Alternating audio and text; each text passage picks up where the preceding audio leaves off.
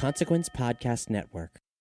My friendship to all of you precludes my involvement with any one of you. But if you wanna make love, then I do too, and I'll be right there behind you. All in the name of oh, all in the name of oh, all in the name of oh. Greetings, constant listeners, and welcome to the Losers Club, a Stephen King podcast presented by the Consequence Podcast Network. I'm Michael Rothman, editor-in-chief and president of Consequence of Sound, and I'm here with my co-hosts, Randall Colburn, the rockin' one, and Mackenzie Gerber. Now, you can hear us pretty well, right? I think so. That's Yes. because we're recording from a studio here in Chicago, Illinois. That wasn't always the case, though. When we started this podcast, we were actually huddled around an old Yeti microphone in Mac's apartment that he doesn't even live in anymore. That's right. And there were not 4 or 3 of us. There were like 6 or 7.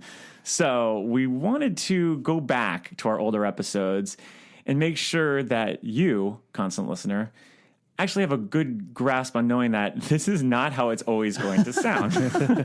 You know, it's a very rough quality, and we just happen to have that rough quality over Stephen King's most iconic books. So Yeah, it's rough. But I'd say, for Carrie, Salem's Lot, The Shining, Rage, and The Stand, I believe. Night Shift, too. And Night Shift. Yeah. We recorded those episodes in a very sort of primitive way, doing our best. That was before we got our studio, which makes us sound so lovely. Yeah. But yeah, so you'll notice that the audio quality is going to be a little bit not up to par, but I'd say the content of the conversations are still very, very good. I'm very proud of the analysis we did. You'll notice a few other changes too, like in these early episodes, we talk about everything. Everything. Yeah, we didn't now we stretch our legs a bit. We do separate episodes for the movies, for other things. And for here, we're basically like, let's talk about all the Stephen King news, as well as the book, as well as the films, as well as the plays, as well as everything. So these episodes run long. Well, I mean, a lot of ours do, but these run extra long because we're talking about those things. And you'll also notice that kind of the way that we break down our conversations now is a little bit different. We refine that over time. Yeah. So yeah, you'll notice that it's a little bit rougher, but it's the same quality Losers Club content And that these, you've always wanted. these episodes nearly killed us. The Night Shift episode, I got the flu because we recorded everything. We in one recorded day. for 11 hours straight, Yeah. I think. Two Yeah. episodes back to back covering all 20 stories? All 20 stories And the movies. And the movies. It was exhausting. I think towards the end of the episode, I started fading away. Dan started crying. Dan started crying. I cried in the Shining episode, I believe. Yeah. So yeah, these episodes are special. They're very good episodes. They're very special episodes, but we did want to make sure that you didn't go into this podcast thinking that it's going to sound like this forever. Because obviously, as you could hear from us right now, that's just not the case. Yeah, if you're just popping in to hear like, oh, I love Salem's Lot, I'm going to check out this new podcast. Why does it sound like they're recording underwater? You know, we just never really thought that. I think that, you know, we were testing things out. We were seeing if anybody would even care if we did this podcast. And luckily, a lot of you guys did care, and you listened and supported us and followed us on social media. And so we were able to, you know, beef up the sound, make things sound better, expand our lineup, and refine the way that we do things as it is now. So. Because so much has changed since 2017, not only with us, but the whole world at large. And you're going to hear about all of it as you're journeying through each one of these episodes. So why don't we let you go off and venture into what we like to call King's Dominion. Let's start off with Carrie.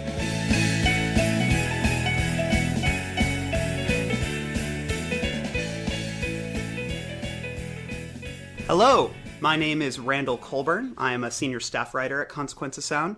And we're doing this podcast because, we at Consequence of Sound are very, very big Stephen King fans. We've all kind of grown up with Stephen King and brought him into our adulthoods and, never let him leave our hearts. And there's a reason that we're doing the podcast now. I mean, Stephen King's always been popular. His books will always be bestsellers. His movies will, well, I guess they won't always do that well at the box office, but they will always be made. And it seems like we're in sort of a bizarre sort of Stephen King renaissance right now, spurred mainly by the reveal that the Dark Tower series, the golden god of Stephen King, books, and, kind of how you found another real Stephen King fan, is being made into a film with Idris Elba and Matthew McConaughey. And, we have yet to see or hear about how that might go, but, let's all say we're cautiously optimistic. And then there's also a new It movie in the works, and a lot of photos have been circulating of this new Pennywise, one of which was in a tube, and it looked very odd. And then there's, several others. There was talk of a new Stand being made that Ben Affleck was briefly attached to. And then, there's other films in production coming along. Gerald's Game, horror director Mike Flanagan, who just released the excellent Ouija Origin of Evil. It's actually very good. Gerald's Game is on the docket. 1922 is also being made. And a TV series of the Mr. Mercedes trilogy of books that Stephen King wrote and released over the last couple of years. That's being made into a TV series. And then also there was, 11/22/63, which was a very successful TV series on Hulu that we were all big fans of, as well as Under the Dome, which I don't think anyone on this planet Earth was a fan of, but the book was really good. So basically, Stephen King is still, to this day, in 2017, he's everywhere.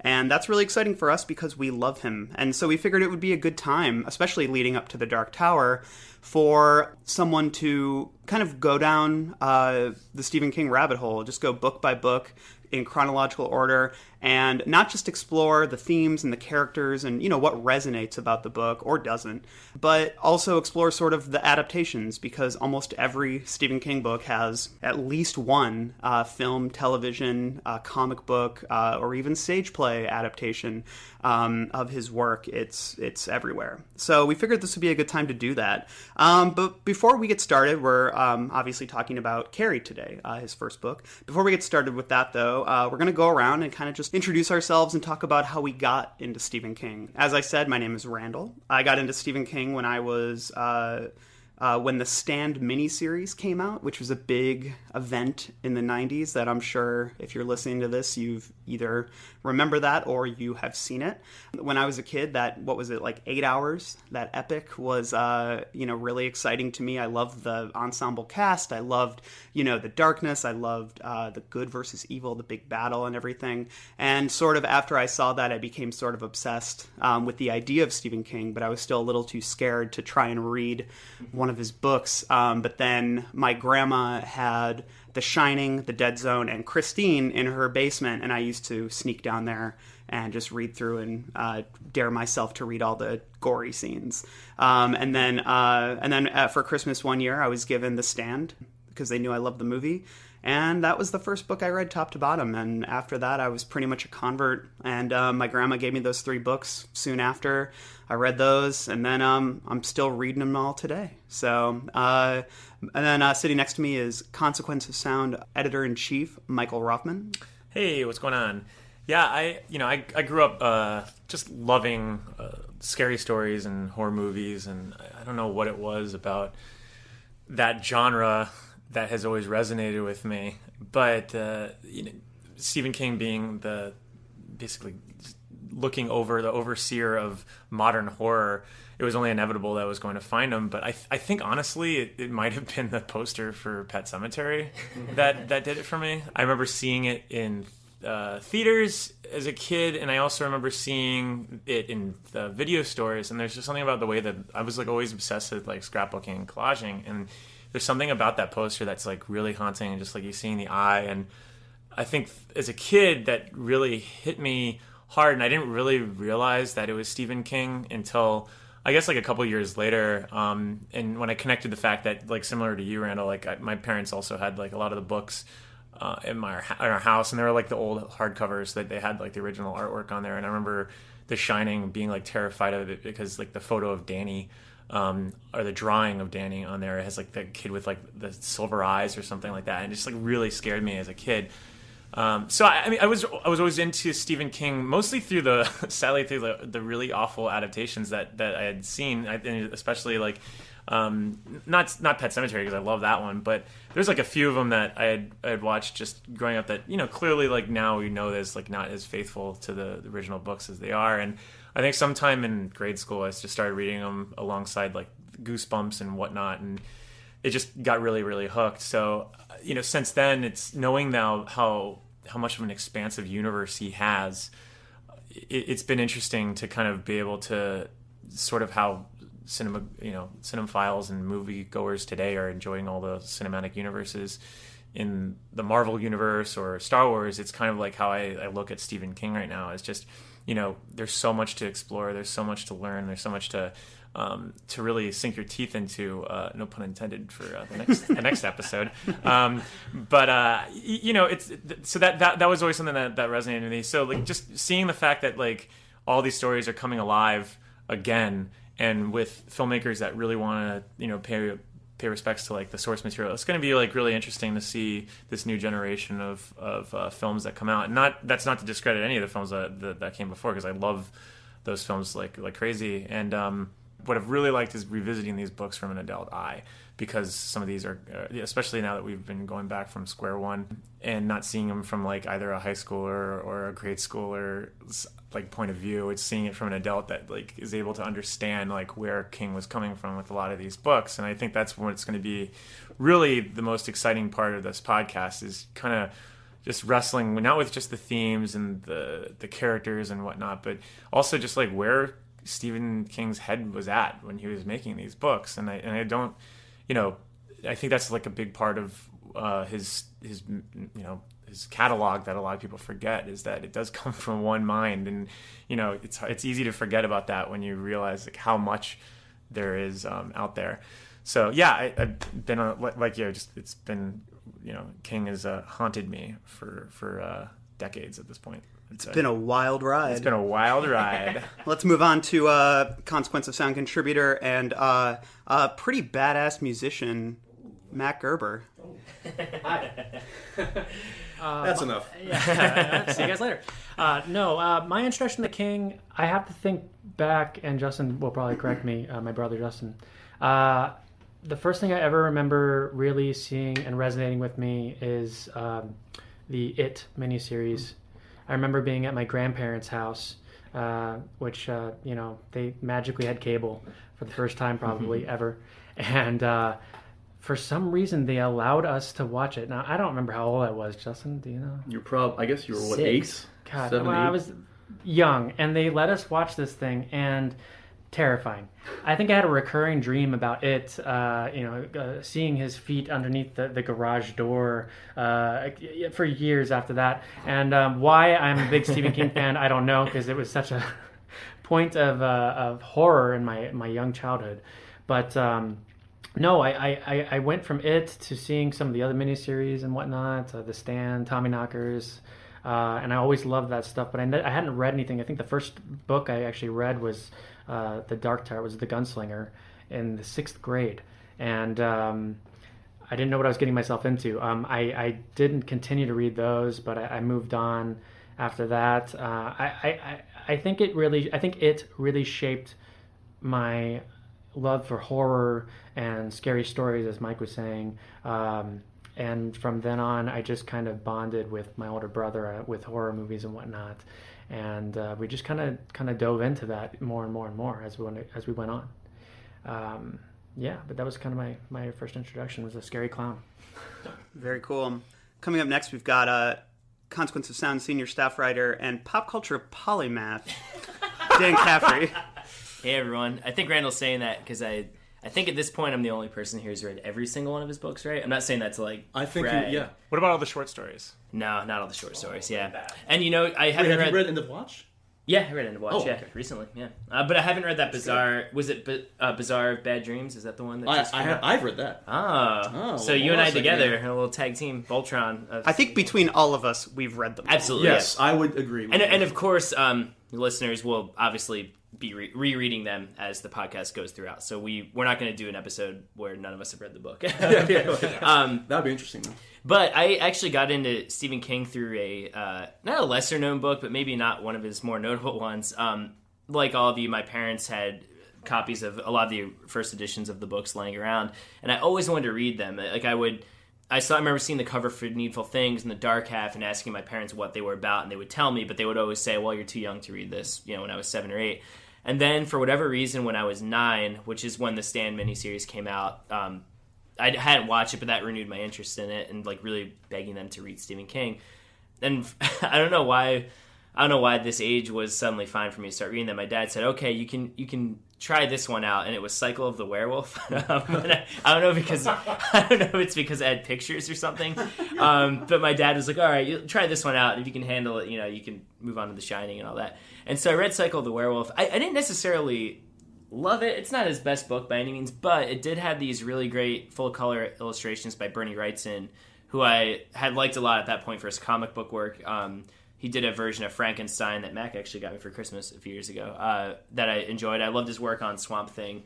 So I knew who Bernie Wrightson was. And he, of course, ended up illustrating the complete and unabridged version of The Stand, which came out not long after that.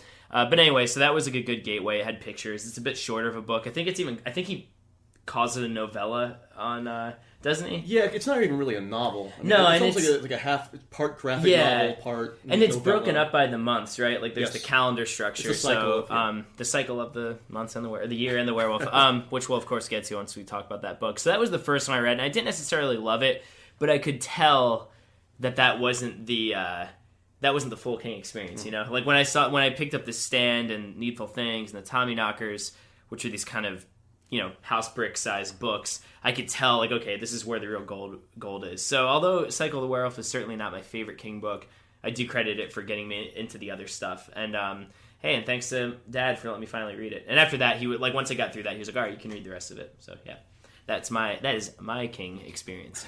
That's cool. Then we've got Consequence of Sound contributor, senior staff writer, yeah? Oh, yeah. Yeah, host of Gerber and Gerber with his brother Mac Gerber, which I failed to mention with Mac, but Justin Gerber. Hi, internet personality, Justin Gerber.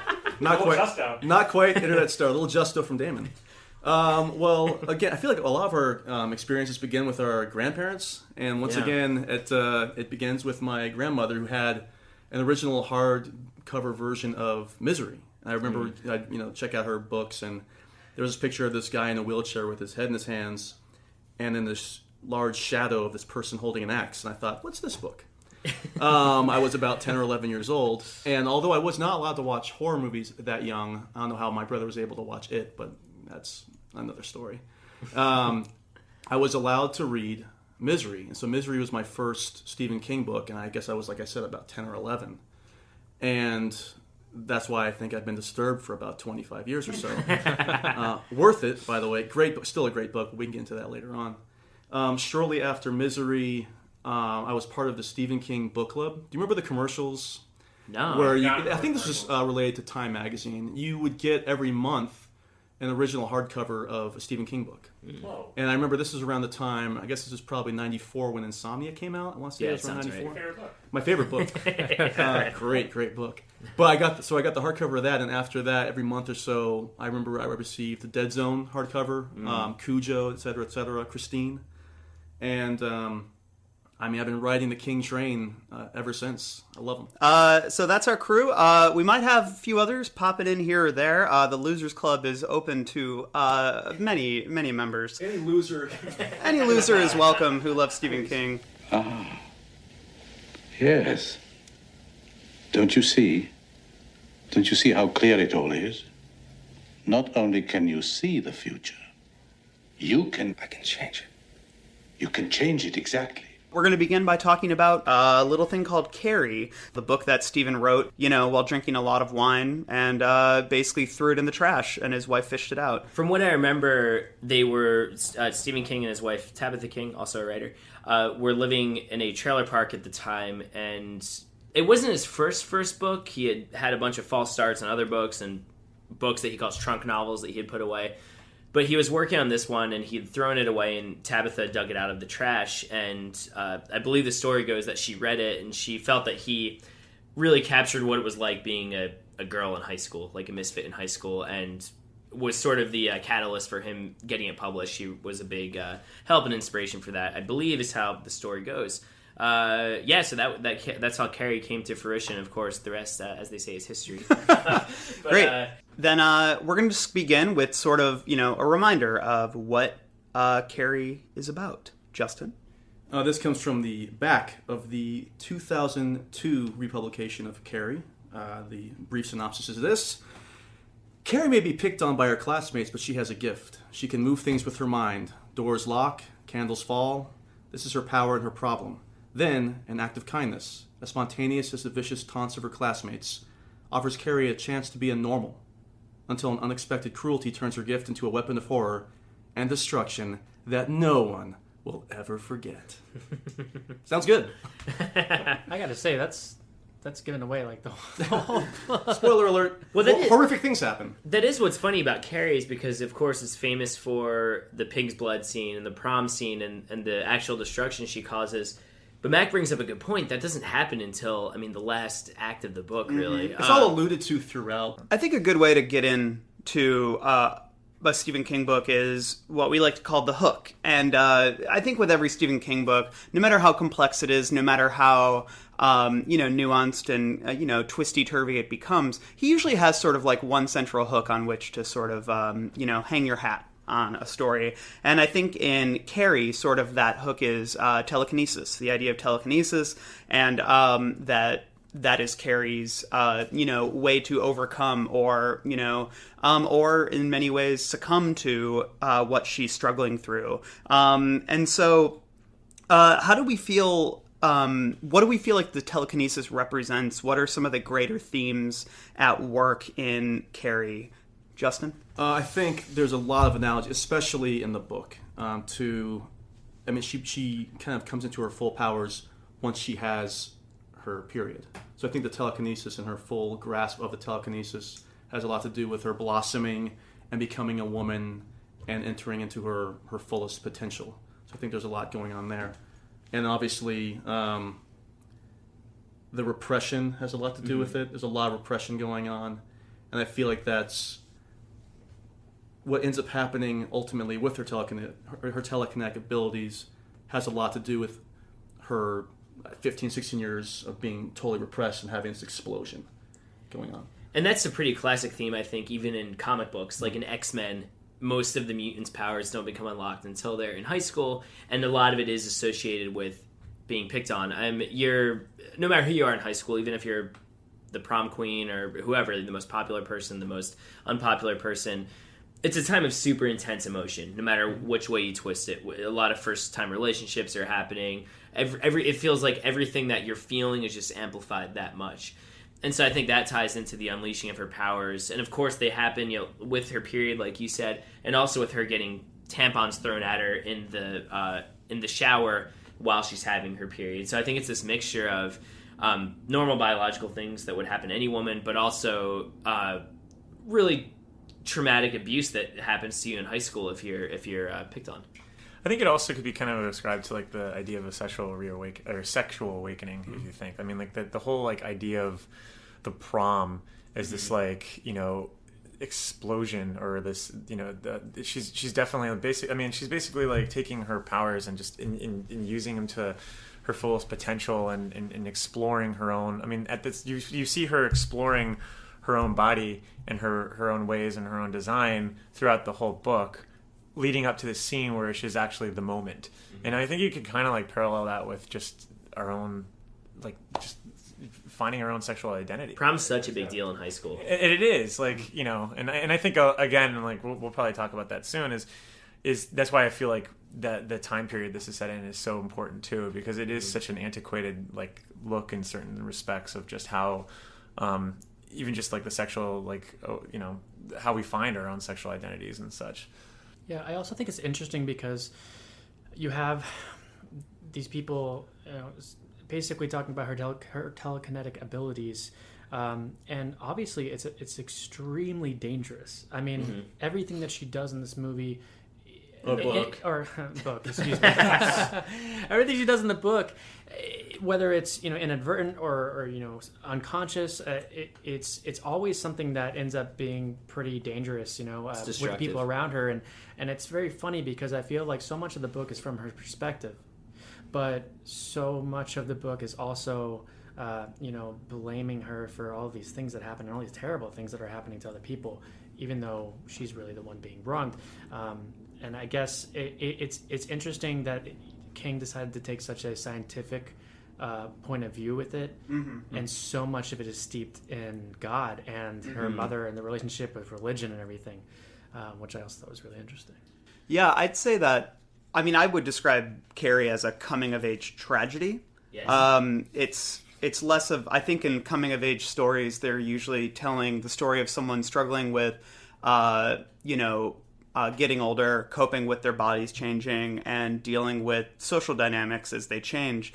The problem with Carrie is that she sort of succumbs to all those things. And I think that one way to look at it is that, the telekinesis in a lot of ways represents sort of what Dan was saying, youthful passion, youthful emotion, and sort of pent-up aggression in a lot of ways, and how dangerous it can be when that is, unleashed at an age where you're still very much in transition.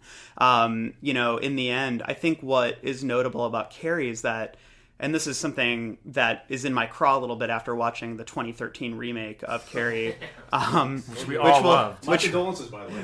Which we'll talk about later in the episode. But Carrie, to me, isn't a revenge story. It's not a story about a girl getting revenge on the bullies. It's a story about a girl who, in my mind at least, was sort of unable to transcend or overcome not just the bullies and bullying of high school, but also, just the tragedies that she grew up with and the repression that she faced from her mother and things of that nature, and how all of those things, and I'm not blaming Carrie as such, but some people are faced with such things that, they lash out, in very violent ways. And we see that also, in Rage, the Stephen King novella that he put in the Bachman books about a school shooter, which we'll be talking about in a few episodes.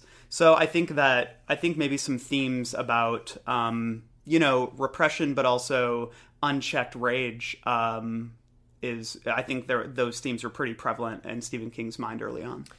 And again, this is all, like, on my part, definitely assumption and just inference of what I've been able to see through just the surrounding details and the context of which this book was published. But I do think that, like, although King based Carrie on two composite girls that he had known in high school and growing up, one was like an outcast that I think wore like the same clothes and then wore something different one day and was like, she got even more made fun of when she dressed nice and stuff.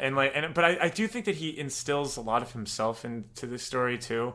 Not only just through character design of the outcast. I mean, if you think about it, I'm coming from a creative writing background because I decided to take that lucrative position in my life, and I remember sitting there and I grew up loving genre, and I grew up loving like short stories of horror and action and all these adventures and serials and stuff. And that was always frowned upon in college situations, they always say, oh no, you need to read and I love Hemingway. He's one of my favorite, he's probably my favorite writer of all time, but I don't need to always read Hemingway all the time. And I was always averse to the fact that you have to sit there and love literary spectrums of, these sad stories and dramatic stories that are prestige writers. And I think that he's always had to rebuff against that. And if you think about it, when it's in this book, that I feel like that sort of, it's not vitriolic, it's very subtle. And I think a lot of it's in the way that he puts it into some of the style and structure and format, which we'll get into in a second. But I do think that sort of mentality is really a part of how he's the conceit of Carrie also. Back to your point about King kind of being frowned upon in universities and whatnot. I mean, I think there's a place for everything. And I think I love William Faulkner. If every novel was a William Faulkner-esque novel, I would blow my head off. Similar sentiments to, if every book, Dan, was Thomas Pynchon's V, wouldn't that get a little exhausting after a while? And you love V.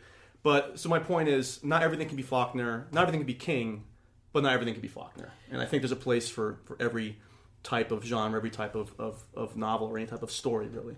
And I'd be curious, maybe I should have looked into this before we record this, but I do wonder what King's, I guess, literary reception was when this came out, because he did go on to win the O. Henry Award for the short story The Man in the Black Suit, and he of course, which is great, and he of course went on to write some novels like 11/22/63 that are really widely respected in literary, like prestige literary circles.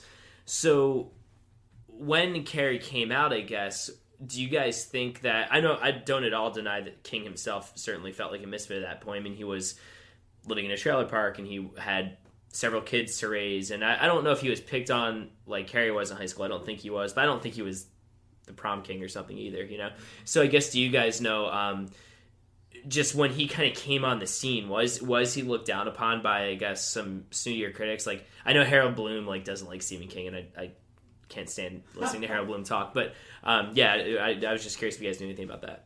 I mean, I couldn't talk about that specifically, but I would say that I think that maybe his reputation for being a pulpier novelist, I wish that I could speak on this, contextually after Carrie came out, but I think that reputation probably didn't start to crystallize until he followed this up with a book about vampires, That's a good point. And then he followed up that with a ghost story, and I think that was, and then his books were selling so well that I think that people started to just look at the broad, like we call it the hook, and just be like, oh, well, he just writes this genre fare. But I think when Carrie came out, I wouldn't be surprised, because it's not an overtly supernatural book. It is about telekinesis, but it's also very much rooted in strong relationships, mother-daughter, school dynamics, class dynamics, all sorts of things. And, and I think that this would have been a hard book at the time to just sort of sniff at, because I think that there is some really powerful stuff in here that, isn't just rooted in genre necessarily. Yeah. Well, the structure alone isn't your normal A to Z structure either. The way, like you said, we alluded to it earlier. I mean, a lot of it's told through journals, through special hearings, through My Name is Sue Snell, where Sue Snell tells her side of the story, and just different versions of the story, so it's not all clean cut. And I think that's something that can't really be ignored, especially from I guess he was probably 27 at the time when he wrote it.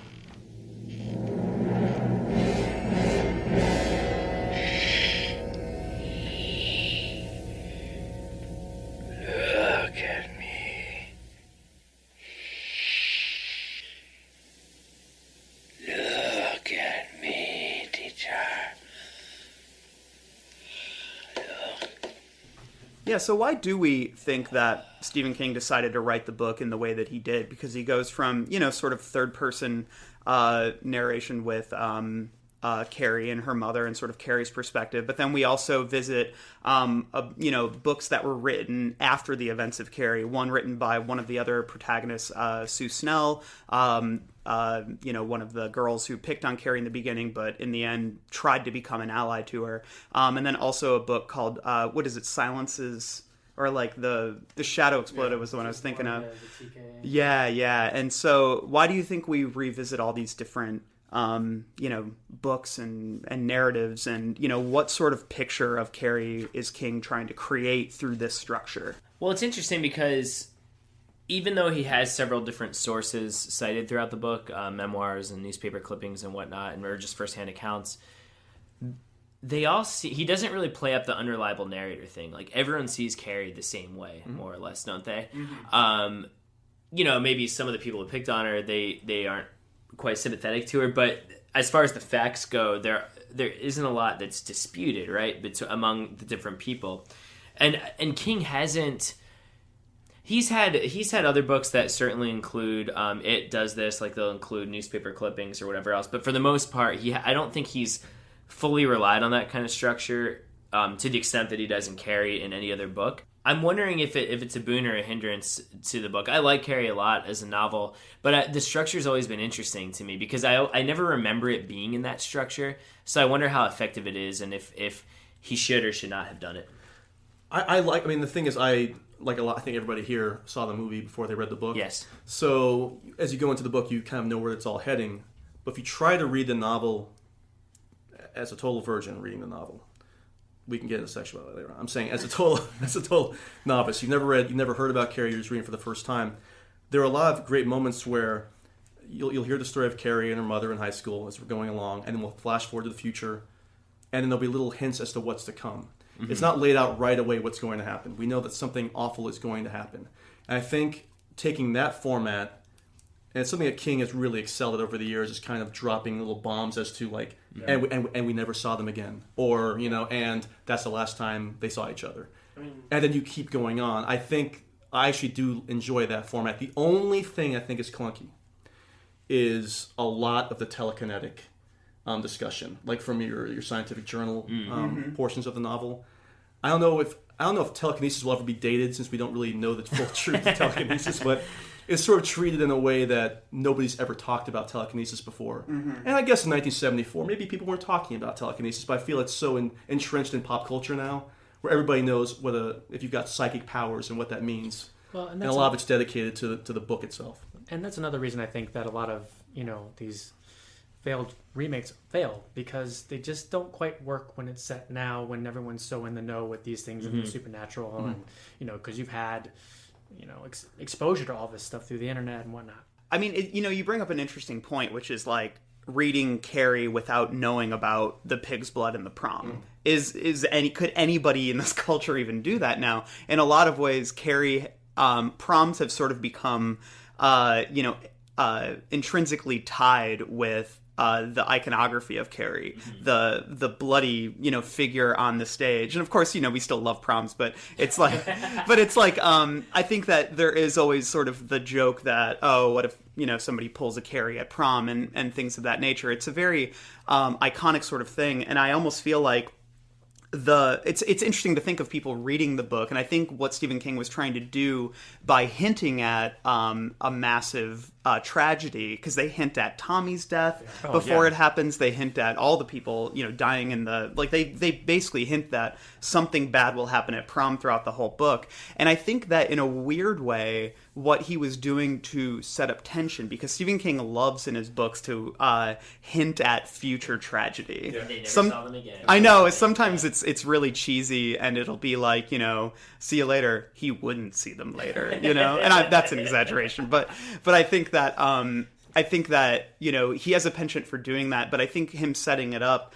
in the book, actually, in a weird way, it sort of still works today, because we already know. If you're reading Carrie, you probably know what happens because it's so tied into pop culture. But, when you're reading that, you're just kind of like, okay, I already know that there's going to be a tragedy at prom, and I know what's going to happen. And now I'm sort of getting, the book isn't assuming I don't know that, as you're reading. That's what I was getting at. If you can go into it, especially, if you've never seen the movie, it's even better. Just go into it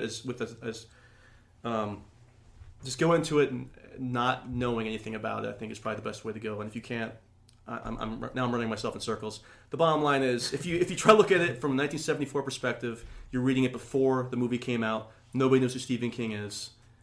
Think of it that way, and I think it works really well structure-wise. Yeah, but think of it this way: the thing I love about those drop bombs, and he does it nonstop, and he's done it in every book that he's released he has that sort of thing, because it is jarring when you say at one point it's Carrie went to the bar with her ill-fated escort or something like that, and you're like, wait a second, Tommy's gonna die.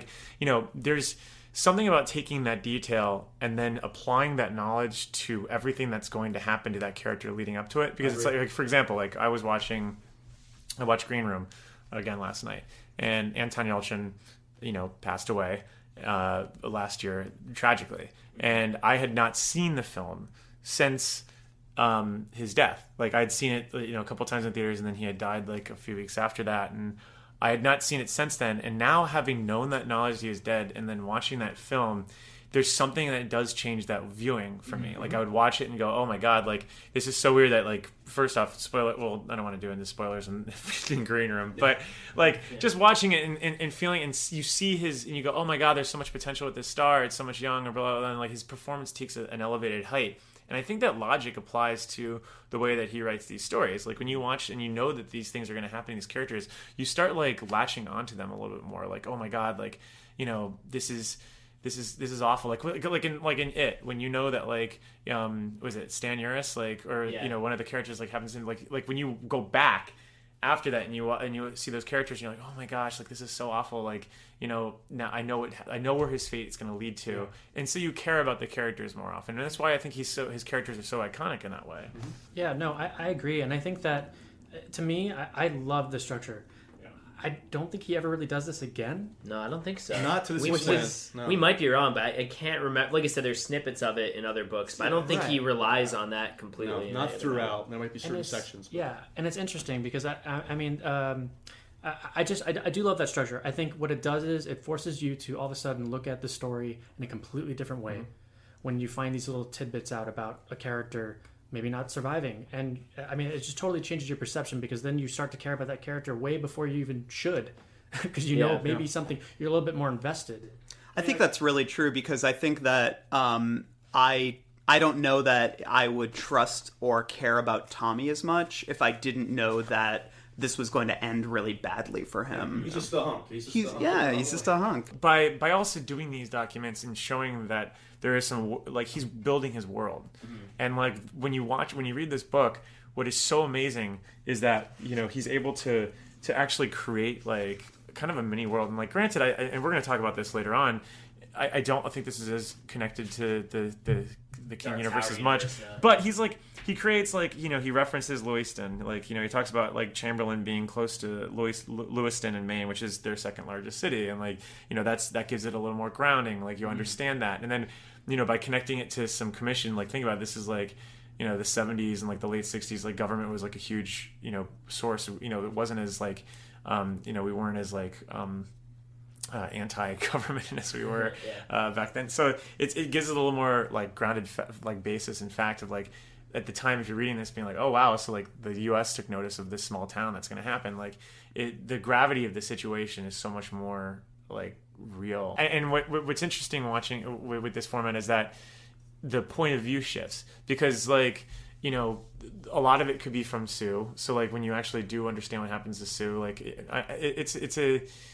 it makes her more of a tragic character in a sense because then you see you see how other point of views reflected upon her and how they don't believe her story and such. And so I mean I think it's kind of smart especially for this story, and it's something that adaptations of this book have never been able to nail. All right, now we're going to move on to our next section, a little thing we like to call zeros and villains. I'm going to have to kill this fucking clown. Welcome to the Losers Club, asshole!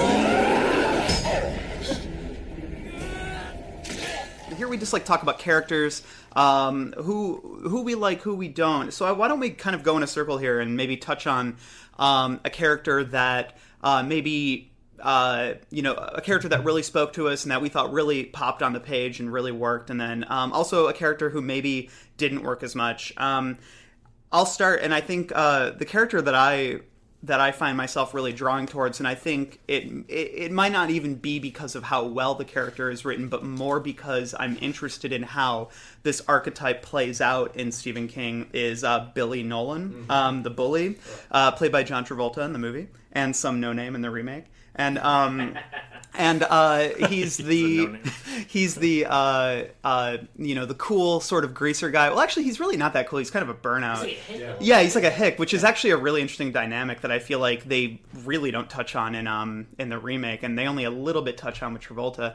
He's kind of he's the bad boy. He's a bad boy, and but I love that archetype. I love sort of the bully, the sociopathic, dick in Stephen King. I think he writes those characters well. He's got a lot of really iconic ones, like Henry Bowers from It. Who's the guy in Christine? Who's basically this Billy. I mean, it's basically Billy Nolan. Yeah, it's basically Billy Nolan. Ace Merrill from... Ace Merrill is classic, yeah. Well, just to cut in real quick, it's really interesting because I felt like when they described Billy and Billy's car, it really reminded me of Christine. I mean, that whole description. Does he drive a Chevy, like a classic Chevy? It was very strange. Or is it? What is it? Plymouth? It's a Plymouth Christine's a Plymouth Fury. You're right. Sorry, I know nothing It was just about cars. more the way that he described it in the book. I was like, this is really weird. But yeah, I think what really works with Billy for me is sort of the casual cruelty. I think there's a lot of cruelty that manifests in a lot of different ways. In Carrie, we have the mother who her cruelty is sort of born out of, a sort of warped devotion to God, a misplaced idea of what faith is, and also just a lot of insecurity and anger about how her own life has turned out, and blaming Carrie for that. And then Chris's cruelty, I think, is just born out of privilege and class, and and just kind of the environment that she grew up in. Obviously, we meet Chris's father, and he's a dickbag too, so you get a good sense of the kind of home that she grew up in. Whereas Billy is interesting. He's a very King character in that he's sort of cruel for cruelty's sake. He enjoys killing pigs. He likes, I think he likes, the idea of corrupting Chris, this sort of sweet popular girl. Well, she's not really sweet, but in his mind. I think a good argument could be made, though, that in a way she's manipulating him just as much as he's manipulating her. Yeah, and I think also it's because his cruelty is so casual, and so... When he hits her and they both end up hitting each other, but that always struck me with him, how he was... Of course, there are high school relationships that are abusive, but the way he just casually will smack her or punch her or whatever seems to be very not strange isn't the right word, because like I said, that certainly happens in real life with people that age, but you don't see that depicted in high school relationships quite as much in genre fiction or books in general. Yeah, but I mean, King's very metaphorical, obviously, and there's that whole thing where Chris is wearing the new sweater that costs almost $30 or something like that. Bra, right? And she, well, of course, yeah, this is a Stephen King book, but there's a part where she's getting grease all over it, but she likes it, and it's such a metaphor for the relationship. It's just this guy is he's scumming up her. She likes slumming it a little. Yeah, bit. Yeah, and but I mean, to your point, he's really resourceful, and I mean a lot of it's maybe King because he kind of almost gets very Vince Gilligan in the way he's so detail driven. The whole setup for the actual bucket with the pig's blood is so I felt like I was watching a Breaking Bad episode. They have to wait for it to thaw, right? They have to wait for the thaw, and then they talk about how he's setting it all up, and there's a great scene where Billy's just alone in the gymnasium. Setting it all up, and the jingling of his of the tool belt is echoing in there, and but he's so specific and scientific about it that you go all right, well, the kid's resourceful. I mean, right, and along those lines, I love that you bring that up because he clearly has talent, and he's putting it towards humiliating some girl he doesn't even know. Yeah, and that to me that points to that casual cruelty that sort of.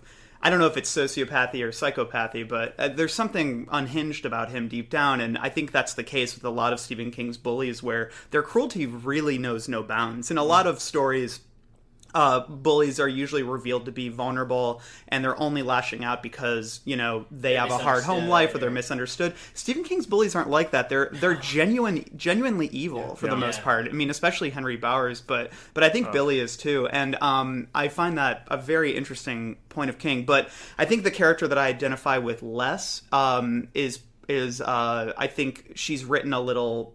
I think it's a little necessary for the character, but Carrie's mother, I think, is very much sort of a stereotype of what you think frantic, shrill, fundamentalist would be. I think that I don't think she's a poor character, but I think at times he really overdoes it with her religious ranting. Yeah, I think the problem is that we're used to seeing Piper Laurie does such a good job in making which is funny because she criticized the screenplay. Really? Whatever. Initially, she thought it was a black comedy, or she was arguing it was a black comedy. But she gives a lot of nuance to a role that in the book is largely a monster. Mm-hmm. I mean, look at this. I underline this specifically because it's so vivid. This is how King describes Margaret White. Mama was a very big woman, and she always wore a hat. Lately, her legs had begun to swell, and her feet always seemed on the point of overflowing her shoes. She wore a black cloth coat with a black fur collar. Her eyes were blue and magnified behind rimless bifocals. She always carried a large black satchel purse, and in it was her change purse, her billfold, both black, a large King James Bible, also black, and with her name stamped on the front in the gold, and a stack of tracts secured with a rubber band. The tracts are usually orange and smearily printed. I mean, she's a monster. He describes her as a monster. Yeah. And that's pretty much all you really get from her in this book. Well, this is the beginning of King's overbearing mothers. Yeah. Because you've got this, and in the next novel, you're going to have another overbearing mother, Susan's mother, Wendy's mother in The Shining. It goes on and on. You can go back. You can go into It. Which is funny though, because Larry's mother in The Stand. He has a really good relationship with his own mother. Which is a whole interesting point about a short story, Night Shift, we will be talking about. Which is actually kind of sad about his mother, is that she died before he even published Carrie. Never knew anything that her son. Oh wow, that's unfortunate. I didn't know that until. And she was so supportive of him, from what I remember. It's so depressing. So yeah, I'd say those were my two characters. Mike, do you agree that maybe Carrie's mother is one of the weaker characters? Absolutely, yeah, I agree. And then who would you say is the character that really stands out for you? You know, I really love Tommy Ross in this, and again, it's so hard to separate the film, from this, because I love William Katt. William Katt is just so good in that role, and I think a lot of it does derive from this book though, because he is really great. And what's interesting is that there's a section in the book where Carrie actually admits, and this is again, you can't get this in a movie. And you can't get her own inner monologues, but I get the sense that even in the book that Tommy does come around to her a little bit, and I think William Katt does pick up on that in the movie. But what's interesting is that Carrie knows that this is what she says. This is her own dialogue. It's Tommy Ross didn't love her. She knew that. This was some strange kind of atonement, and she could understand that and respond to it. She had lain cheek and jowl with the concept of penance since she had been old enough to reason. So it's kind of interesting that it's a weird, subtle reverse that Tommy might be coming around to Carrie, where she realized this is just something that she has earned in a way. That this is she acknowledges the penance because she's very religious, so she sees it as this is their sense of forgiveness. And for me, seeing that weird relationship, I just became so I felt almost Tommy was actually the one that you're really supposed to sympathize with more than anyone in the whole book. Sorry, and that was my question for you: is that do you think, because it's a pretty vague in the movie, but in the book, do you think that what were Tommy's intentions? Do you think that he started to kind of see her in a light that was maybe not falling for her, but seeing something special there, or was it always just to kind of be nice? Well, to just chime in here, I've got written down that I think that of everybody in the book, I think Tommy is the most innocent. Absolutely. Yes. Because obviously Carrie, kills people. But snooze. But, no, I really that was not a slip. But even Sue's intentions are very much guilt. They're based on guilt. Yes. They're not just based on I'm a nice person. And she is mean to Carrie in the beginning. She is mean. Yeah. It's all about making things up to Carrie. But I've got Tommy as I think he calls Carrie some names earlier on in the book. But once that's out of the way, he is for me the most innocent character of them all. So. And he's doing it's funny because the arrangement that Sue has set up was always so different to me. You know what I mean? Even thinking back in high school, and this is something that King gets at, this idea of there being kind of a hierarchy to popular people. There are the Chris Hargensons who are just cruel, even if maybe it comes from how she was raised or whatever, and her being abused possibly at her house. She's still a cruel person. And I certainly knew girls and guys like that in high school. And then you have people like Tommy Ross, who they're popular, but they're good folks, though. You know what I mean? And they're good natured. They're just good natured, and maybe he does come with some privilege and whatever else. But so I was just thinking back on that. I was trying to think at my high school. Okay, is there, with the girls who get picked on my high school, is there one of them who would feel guilty to the point where she would ask her boyfriend to take this girl to prom? And I don't know, I don't think so. That just seems like such a unique thing. And the fact that Tommy Ross was willing to go along with that, I think, and in a way that was totally sincere, and in a way where he was nice to Carrie, I think does speak volumes about him as a character. Yeah, no, and I think that with Tommy being the most innocent, I think it's also a really interesting relationship, because the character I was the most interested in reading the book was actually Carrie, who I think is actually kind of a bad person, and not really. And I think that it's not her fault necessarily. I think a lot of awful things happen to her, obviously, and she's treated terribly, and her mother treats her awfully. But there's a lot of sequences in the book where she is talking, and we're hearing her inner monologue, and she is exercising her, kind of like the evil in her, and she recognizes that it's evil, but she still, hurts the kid on the bike, she does these things, and I wanted to bring this up. I wanted to see what you guys thought also about, the kind of the end of the book. I mean, where she actually starts doing these things at the prom. Is she cognizant of it? Because there's some versions of it where she's not, and there's some versions where she is. And I totally picked up on that, and I absolutely agree. And it's really towards the end that you really start to realize that there's almost a delight in this, and and I don't know if it's just. And again, it's one of the problems it's one of the, not a problem per se, but just one of the things that I'm trying to wrestle currently while rereading The Shining. When you're going in through Jack's monologue and you're trying to understand where does he particularly lean as a character? Because you know as the narrator, but you don't know really where he does. And with her, there's a section at the end, and it's very towards the back, where she's walking around and she's electrocuting somebody, and it's she's like, by Christ, then let them all look funny. She's having fun watching this guy, and it's terrifying reading about this. Yeah. This guy's like limping around and moving around, being electrocuted. He's his feet shuffle in the water, his hair stood up in spikes, and his mouth jerked open like the mouth of a fish. He looked funny. She began to laugh. I have her kind of like the gray zone. Yeah. I don't think she. Yeah. It's an interesting character, kind of like Jack Torrance. These are these tortured people for various reasons. For Carrie, obviously, we talked about her repression. And if her mother was such an overbearing religious, zealot or wannabe zealot, would she have turned out this way? And the answer is probably no.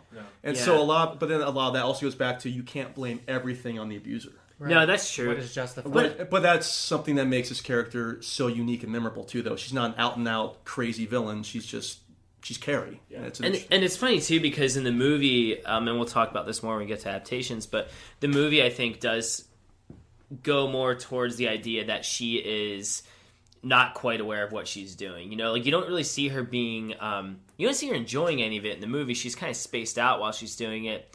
So, but we're just talking about the book. It's funny because when you said, "Oh, I think Carrie is somewhat of a bad person," in my head I was like, "No, that she was picked on and whatever else." But it goes back to the thing, if someone shoots up a school because they got picked on, do we think they're a good person? Usually not. And so it's interesting because we just know we're with Carrie for so long and we know so much of her backstory. And the jury's out for me, I guess. I think it's like Justin said. I think it's hard for me anyway to go into evil versus not evil, but it's funny that you say that because I hadn't really looked at her smiling and enjoying this as evidence of that, but I'm just relating it to school shoot, and not even just school shootings, but people who act out and harm other people because they've been harmed. Is that justified? I like Carrie. I think I want to make it clear though. I mean, she's absolutely a victim. Mac's a bully. No, Mac was always called Billy Nolan. I was gonna say my other favorite character is Billy. No, but seriously though, I mean, I do love her in the book. I think that they go into her in such great detail, whereas that line is blurred for me. Mm-hmm. It's not she's just plain Jane a guy, or she's plain Jane being the victim the whole time. No, it's very layered and it's very gray. There are sequences in the book where she's exercising her powers and with the intention to hurt. Mm-hmm. But then there are scenes where something is happening to her and it just happens. She's trying to figure that out. And obviously this is also a parallel with what we were talking about with, A, sexual awakening, and B, just, growing up, being a teenager, being unruly, wanting to fit in, and then also wanting to, be independent and, not be part of your parents' plan. So I think that's why she was the most interesting character to me. I would label her more as a villain because of what Mike was talking about. But I think that I also connected with her the most, which is interesting to me because I don't think that I ever really, went through any of that in high school. Well, there's that one shower. So. Well, yeah, that's... Dan, Justin, are there any characters that we've touched on that maybe you have a different take on or that we haven't touched on at all? Or No, I mean, I was going to also say Tommy Ross, and I think we covered that pretty well. I don't... With Carrie White's mom, I actually like her a lot as a character. It's that weird thing of, I think there are people who are like that. Yeah. As far as, I totally get what you guys are saying about the religious fanatic being somewhat of an archetype and just making her so much of a monster. But she does have that bit at the end of the book, which I think adds a little bit more depth to her, about how with Carrie's dad, it was kind of like they couldn't control themselves, like they didn't want to have sex, but they did. And then, am I remembering this wrong? Does she also hint that like she possibly got raped? Right? Yeah. She does. And because it was like the first. Is it that the first time they had sex, on his breath and everything else? She was raped, but she enjoyed it. That's right. And she hates herself for that. And so that to me adds a little bit more dimension to her. I mean, on top of the fact that I don't know, man. I've met religious people, and not to tie everything back to this election or whatever else, but I've certainly heard people talk like that and use it for awful means. So for me, I guess I don't mind the her being somewhat of an archetype or maybe even a stereotype. And also I think she does get a little bit more depth later on. She's still awful. Like she's a terrible person. Yeah. Mac, what were you going to say? No, I was just going to agree with Randall that she does describe it very vividly in the book about how she was taken against her will, but she expressly says that she loved it. She started to enjoy it, and then but because it was this sin and she knew it was wrong, but it's very much written in there like that. We're not just throwing that out there that she enjoyed being raped. Please God. Something that I really enjoy. This is once again something you can only get from the inner workings of a novel, from inner monologues, is Norma's description of what happened with her classmates after the blood falls on Carrie. And it's not as cut and dry as these are evil kids laughing. It's written as this. Norma says, we couldn't help it. It was one of those things where you laugh or go crazy. Carrie had been the butt of every joke for so long, and we all felt that we were part of something special that night. It was as if we were watching a person rejoin the human race. And I, for one, thanked the Lord for it. And that happened, that horror. And so there was nothing else to do. It was either laugh or cry. And who could bring himself to cry over Carrie after all these years? And it's true. In addition to this whole element of groupthink, like once somebody starts to crack up, what do you follow the lead? What do you do? And I think that was an interesting way of looking at it. Of course, Norma also, she seems like a pretty awful person in the book too. That's a great passage. I did. I actually rendered that too, and I thought that was, and I put on next to it was like weird logic. And but your examination, it does make sense. Like Wait, so. Sorry, I know we have other stuff to talk about, but really quick, because that passage, that's the first time it's really hitting me. Is what Norma's saying that when she gets crowned prom queen, at first they're actually all into it, like, oh my gosh, it's like this metamorphosis we're watching, but then it gets taken away so quick, and it gets shattered that it almost induces like a lunacy in them. That's really interesting. Yeah, and the teacher does laugh also. Yeah. It's just this weird moment that happens, and nobody could possibly expect it to happen. Yet, of course, this is going to happen. Yeah. This is who Carrie is. This is her destiny. Maybe Norma's my favorite character. Yeah. By the way, Norma's my favorite character. One of the things I struggle with in the book is the fact that clearly, like Sue especially, speaks in a way where it's like she's been out of high school for 10 years and she has a certain like awareness of high school culture that feels like wise, and that's clearly Stephen King making her sort of his mouthpiece to a degree. But I think that the perfect fusion of finding logic in high school, but then having the wherewithal to articulate it, like high school logic, teenage logic, and the ability to articulate it is that Norma passage. Yeah. Because that sort of reaction is something that I think, like you said, weird logic, and I think I felt that way when I first read it too. But then you think about it though, and it's like it makes so much sense, but you can only really articulate it after the fact. Yeah. Like when they say we can't bring ourselves to like cry for Carrie, that's true. You made fun of someone her whole life. You can't just immediately change your brain and be like, we're gonna cry for this person. Like that is such a smart. Like, that is such good writing to be able to articulate why people were laughing, but it wasn't cruel. But, and you can say that it was a justification or logic, but I think that there's a lot of truth. Which you can't really get in the You can only get so much of that. As much as I love the movie, and the movie certainly the original movie certainly does play around a lot with how Carrie is perceiving how people are acting toward how they actually are. Exactly. Unless you have a voiceover throughout, you just cannot quite capture the intent of the writer. That's such a great passage, though. Thanks for sharing that. One thing I do want to, before we close on the Zeros and Villains, like I think we got to give some credit to Mr. Grail. Like That scene where he goes against Chris's dad is like one of my favorites, and they actually do include that in the remake, except they give it to Mr. Jardin, who I think has a different teacher teacher name in the movie, but in the remake, Really? but I think they don't use Desjardins again because I don't think her name's Mr. Jardin in 76 either. Yes, she is. But either way, like that scene where he like battles with Chris's dad, it was probably one of my most enjoyable moments in the book, just because. I come from like a family of like teachers and stuff too. So and my aunt was a principal, and she would come home and tell me all these stories about these like bastard parents. They're just like the worst people in the world. And the way that like you finally see the principal just like being like stone cold, just like no fuck you, like Well, I like that also though because also in the book it gives you a lot more sympathy, towards what happens to him. Yeah. Empathy towards what happens to him, and in the movie he's just this guy who you can't remember her name. No. You know what I mean? Yeah, exactly. And that happens in the book too, but you get a little more of a humanitarian. Let's move on to what we like to call the cemetery. What's the bottom of the truth? Well, sometimes that is better. The person you put up there ain't the person that comes back.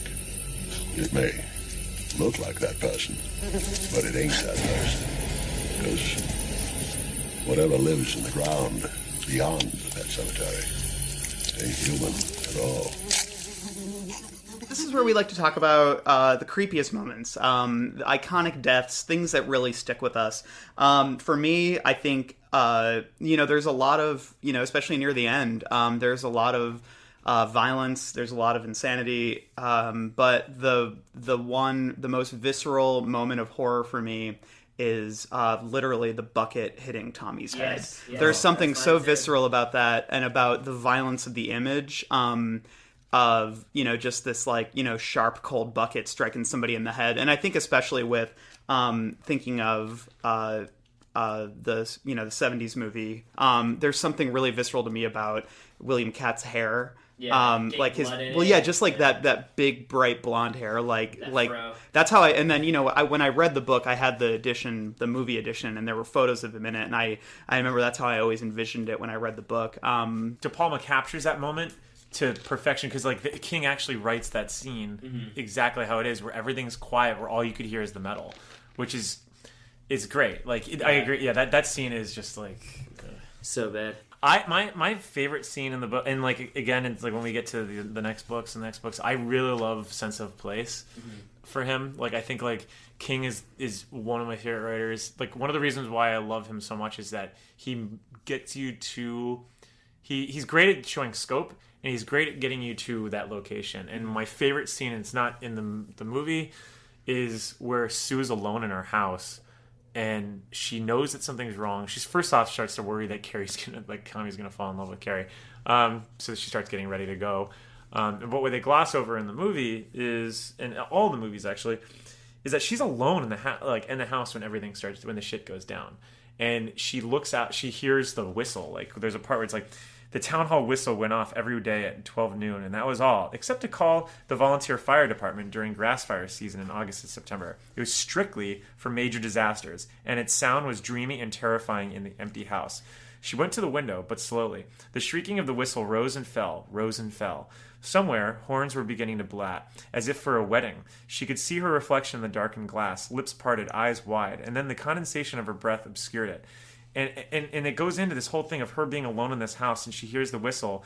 And there's a part where it talks about the fire. Here it is. She's looking out the window, and she can see the school in the distance, which is interesting. It's very I think of Washington Irving, how he painted Sleepy Hollow or something like that. And you could see this whole town from the window, and she's in the Marston house, exactly. And he does this stuff so well, and and he says, and far below, to the left, where the high school parking lot was, the ring of sodium arc lamps made it a sure landmark. Although the school building itself was invisible in the dark, a spark glowed, as if God had struck a flint and steel. And just that moment of being alone, again, it's not to, do the whole hashtag never forget, but it did make me remember, that night of, just because 9/11 is the biggest tragedy that we've had, for ourselves, in our generation, other than the current election or the president-elect. But that moment of just being in the house alone, I remember when that night of 9/11, and just watching this stuff going down in like a dark room and a thing, and this all this madness happening, but I was safe and comfortable in my own house. And that eeriness of seeing disaster happen, some awful, the worst, hell on earth happening from afar, and hearing it and being close enough to just like be able to experience like that for me was like that scared the hell out of me in this book. Like, I think the scariest thing to me, some of the creepiest moments in the book, had nothing to do with the prom, and which is crazy. But for me, it was absolutely her mother, and I have a great relationship with my parents, but I will say, any time that she was having a conversation with her mother, I was unnerved. He writes that so well. It's just so unnerving to see someone in this position of power. When you're a kid, your parents are God to some extent. Like they are the end all be all, and just some of the stuff that she kind of puts her through. Even just that scene at the dinner table when they're eating the pie, and she's telling her, she's forcing her to eat it. She's forcing her to eat the pie because she's like, well, maybe if you eat that pie, maybe you will get pimples and etc. And it'll make you less vain, and just like all these terrible things that she says to her, and it's just kind of horrifying. And it's funny because I feel like just the overall sense of religion and how it's approached in this book reminds me very much of like how I felt when I saw like The Exorcist or something. Now, I'm not an extremely religious person by any means, but I do think that there's something else out there. And to tap into these things where you're like, okay, well, yes, it's telekinesis, but is there something more to it here, on either Miss White's end or Carrie's end, that taps into something a little bit more otherworldly in terms of religion? It's a scary line to start thinking about. I don't know. I just felt like those are the most creepy moments for me, were the scenes where she's being kind of tortured by her mother. I would perhaps agree with Randall about the bucket hitting Tommy definitely being the most disturbing and creepiest moment. Just because it's just like such a mundane thing. If I was going to go outside that though, this ties back to what we're talking about with Carrie and her mom. I don't know why this moment always stuck with me, but it's pretty early on when it's one of the scenes of her mom abusing her, and she shoves her to the floor, and it talks specifically about Carrie's nose scraping on the floorboards and scraping the skin off her nose, which it definitely isn't the worst thing that happens to Carrie in the novel, but I think it goes back to what you're saying about that feeling like such an everyday thing. And I have great parents also, and have not been shoved to the floor by them, but still, there's just something so simple about it, and maybe it's because King tends to operate in the supernatural that those sorts of things stand out. It's like that moment I think it's only in the Pet Sematary movie where Louis Creed hits his head on the nightstand. It's just such a when he gets out, when he wakes up out of bed. Which I still wonder if that was a flub or if that was actually intended. Yeah, it was a good it looks like a flub. Well, if we get Mary Lambert on the podcast, hey, you never know. But so I think that moment of that specific moment of her nose scraping the floorboard just has always sat with me in a weird way. What about you, Justin? I'll go last. Appropriately enough, it's the last narrative moment, at least, with Sue. And I think King often and justifiably gets criticized for his the latter half of his books or the ending of his books. He can't quite nail the ending sometimes. He gets lost in the journey. But let me just read the last passage here, and we can talk about this. Sue, she slowed, halted, and became aware that something had begun to happen. She stood in the middle of the great and misty field, waiting for realization. Her rapid breathing slowed, caught suddenly as if on a thorn, and suddenly vented itself in one howling, cheated scream. And she felt the slow course of dark, minstrel blood down her thighs. That ending, because there's so much going on there. You now know that she's not pregnant with Tommy's baby. Mm-hmm. So that's the end of Tommy's bloodline. Yeah. Is it just a natural event, but it's a callback to the opening? With Carrie, period. Or is it something supernatural with Carrie beyond the grave, like as a reminder, like, never forget this happened? There's so much going on there in that last sentence. Because we're so used to the movie ending, that classic ending of the movie with the blood coming out, with the hand coming out of the grave. And I felt like I'd love the ending. That's one of the greatest jump scares of all. Anyway, we'll get into that later. But the book, for it to end like that, it's just like, you think, how is this book going to end? How is this book going to end? And then that ending just really stuck with me in terms of all the loaded questions that come with it. I love that end. Like, here's the thing. The reason I loved the ending from the movie until I reread that part with what you're talking about. Because I also think that she's giving a glimpse to Sue about what death is going to lead.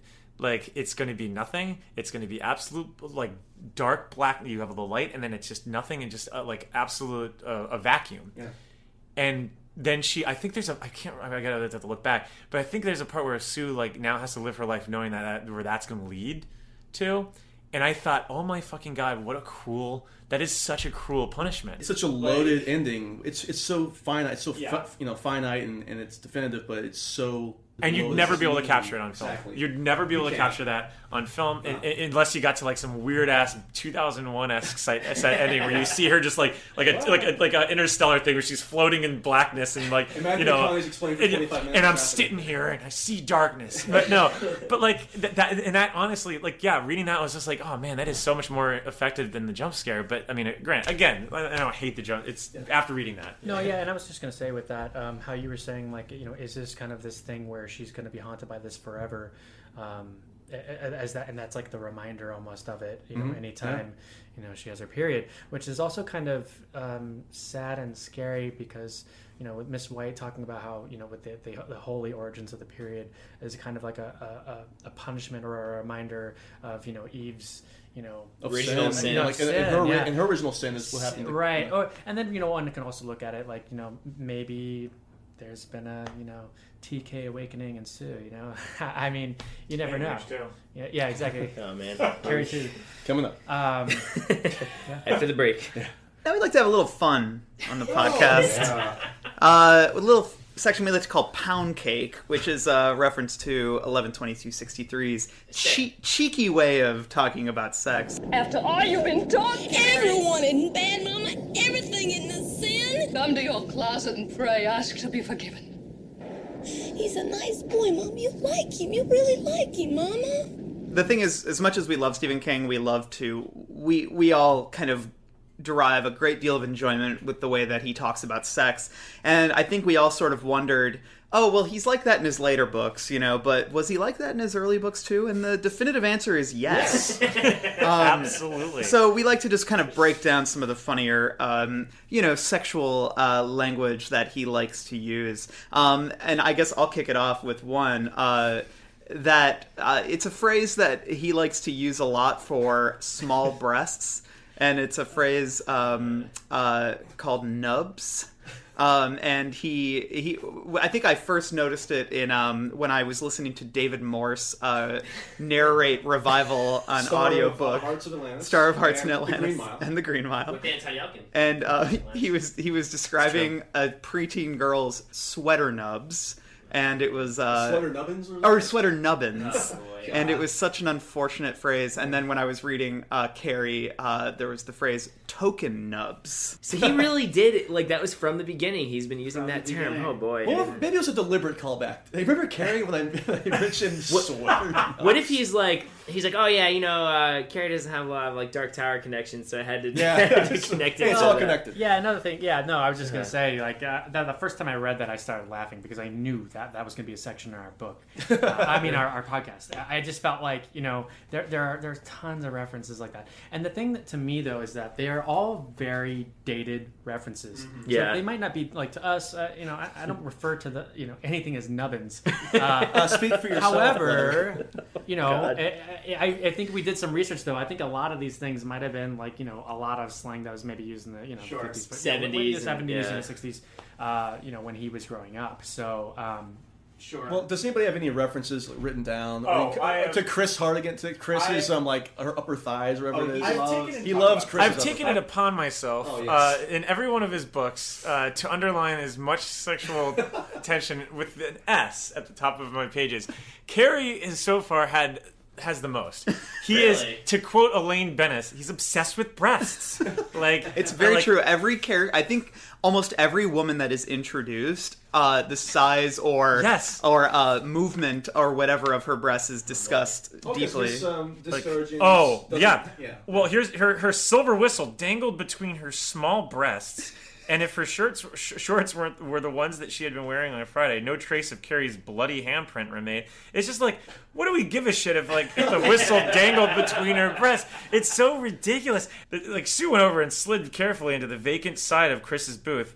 She was looking exceptionally pretty, her black hair held by a shamrock green band and tight basque blouse that accentuated her firm, up-thrust breasts. Up-thrust breasts. His t-shirt. But he gets some hunks in there, he's describing Billy. His t-shirt had pulled out of his jeans, and the flesh of his back was smooth, tanned, alive with muscles. Not really that much. 1 second. How do you? Okay, we're just seeing the small of his back. How many fucking muscles do you have at the small of your back? Reaching up. I'm just picturing the thing, the effects of all the rippling, I think the Devil's Advocate, where the paintings start to come alive at the end, they're moving around. Well, to be fair, one of my favorite Facebook cover photos was a photo of Leonardo DiCaprio for Vanity Fair laying down, and you could see the muscles as he's describing with Billy here. Another one is when he loves describing Chris. Oh my God, Chris in his head. He's she swung her own legs over the edge of the bed and slid into gossamer panties. Gossamer, isn't that Smashing Pumpkins song? Gossamer is one. Yeah, it's a ladder. He preceded the 20-minute Smashing Pumpkins jam that was during the their tour in the 2007. There are a few other ones. We don't have to go into every one of them, but they're mind you, they're non-stop. They're fun to pick out in this basically book. Stay tuned. There's more. There's one like a sore nub. There's one in Salem's Lot I wish I could talk about now, but we're gonna hold off on that. Even when car is driving, I remember looking over it last time. He's says breasted over the mountain, over a million times. It's who said this? It's very funny. It's fun. It's good. It's good for kids. He also talks about Carrie's pimply ass. Oh yeah, a lot. And then he talks about ass zits in Salem's Lot too. Yeah. In both books, there are ass zits, which is our favorite. He talks about what happens out of the ass, which is... Stephen, if you're listening, we want to know what is the obsession with ass pimples. Are we going to include... this isn't as much in Carrie as later books, but are we going to include the fart talk under Pound Cake? I feel like we should, right? Absolutely. Especially in Under the Dome. There's a lot of...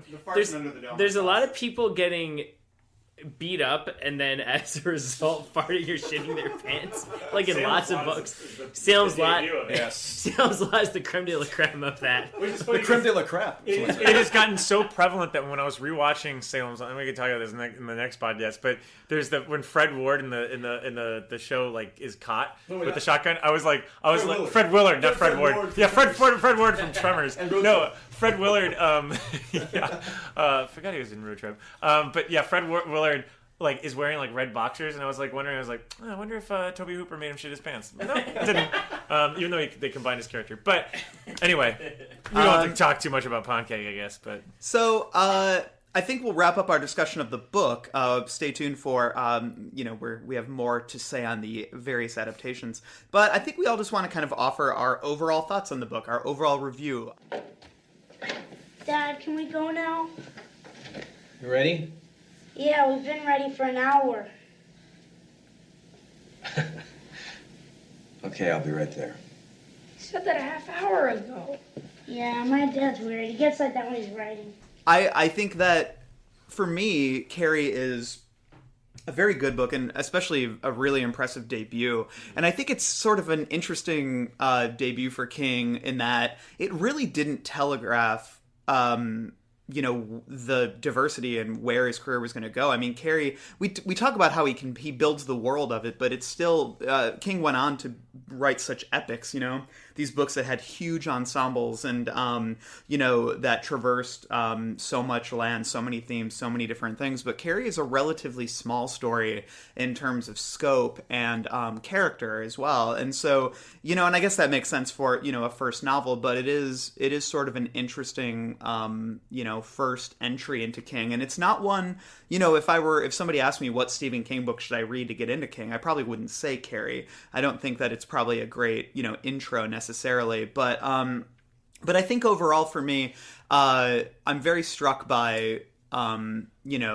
I think Carrie succeeds on a thematic bent more than necessarily a character one, which is a little different from some of his later books. But, you know, it is very effective emotionally, and I think that thematically it really says a lot of fascinating things about maturity, youth, popularity, and also just, you know, the state of adolescence and high school and things of that nature. Yeah, so I was going to say that for me, I feel like a little bit the opposite. I think that this is a great introductory book into Stephen King because I feel like all of our first experience with King was when we were children, or not children, but you know, much younger.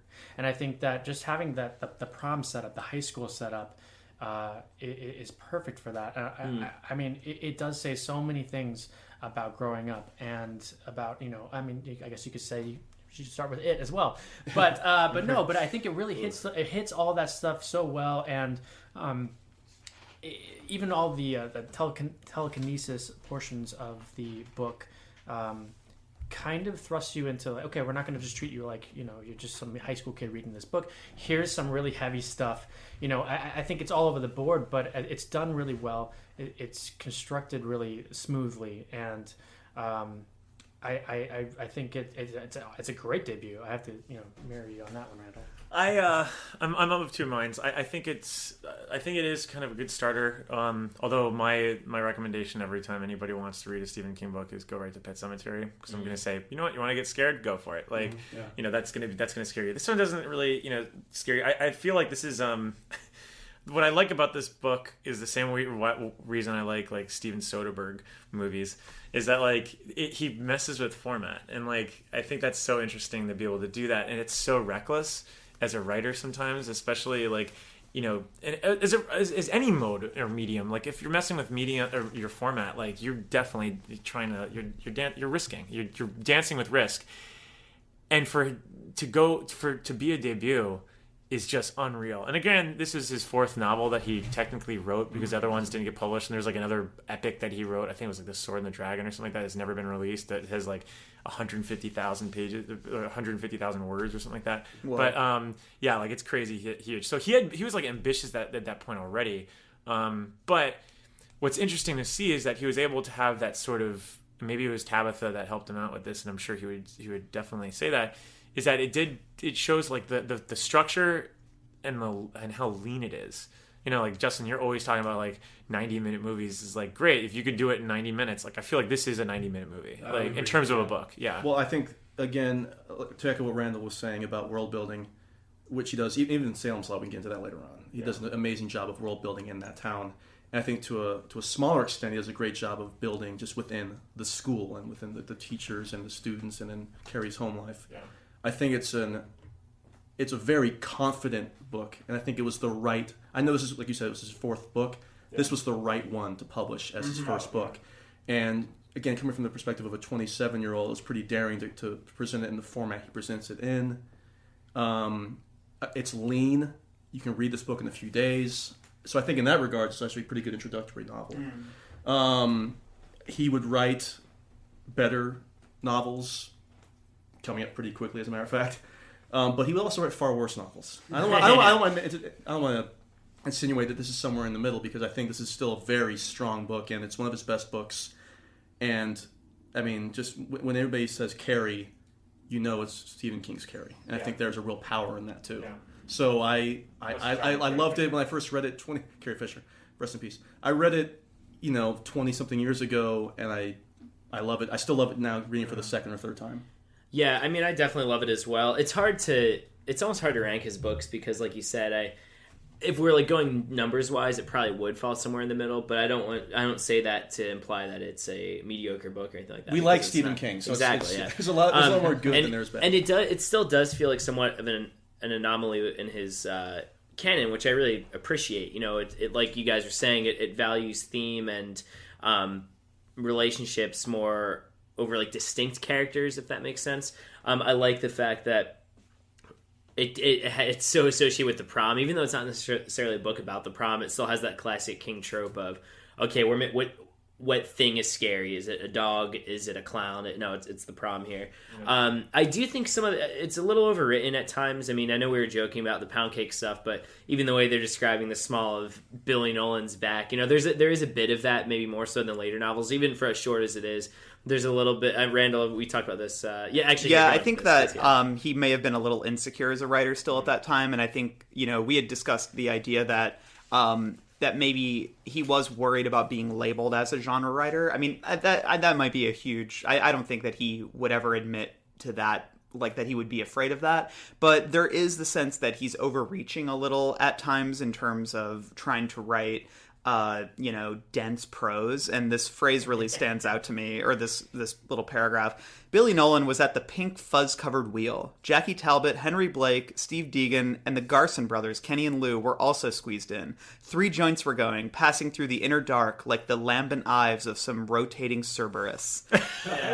Which is just, whoa, where did that sentence come from? Cerberus, for the listeners, if you don't know, 3-headed dog from Greek mythology, which is just kind of like... Well, there's also a sense of, this is in a lot of his earlier novels, where the narrator will describe a situation, and then half a page down, we will hear the protagonist literally speak out loud of what the narrator just described. Yeah. And again, I think that just comes down to a lot of overwriting, a lot of... It's a young mistake, It's right? a young mistake. I mean, it's 27 is not much younger than all of us are, and so it's kind of...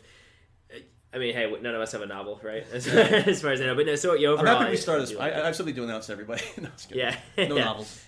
As we transition sort of out of the book, I think that one thing we'd really like to do is talk about what we call King's Dominion.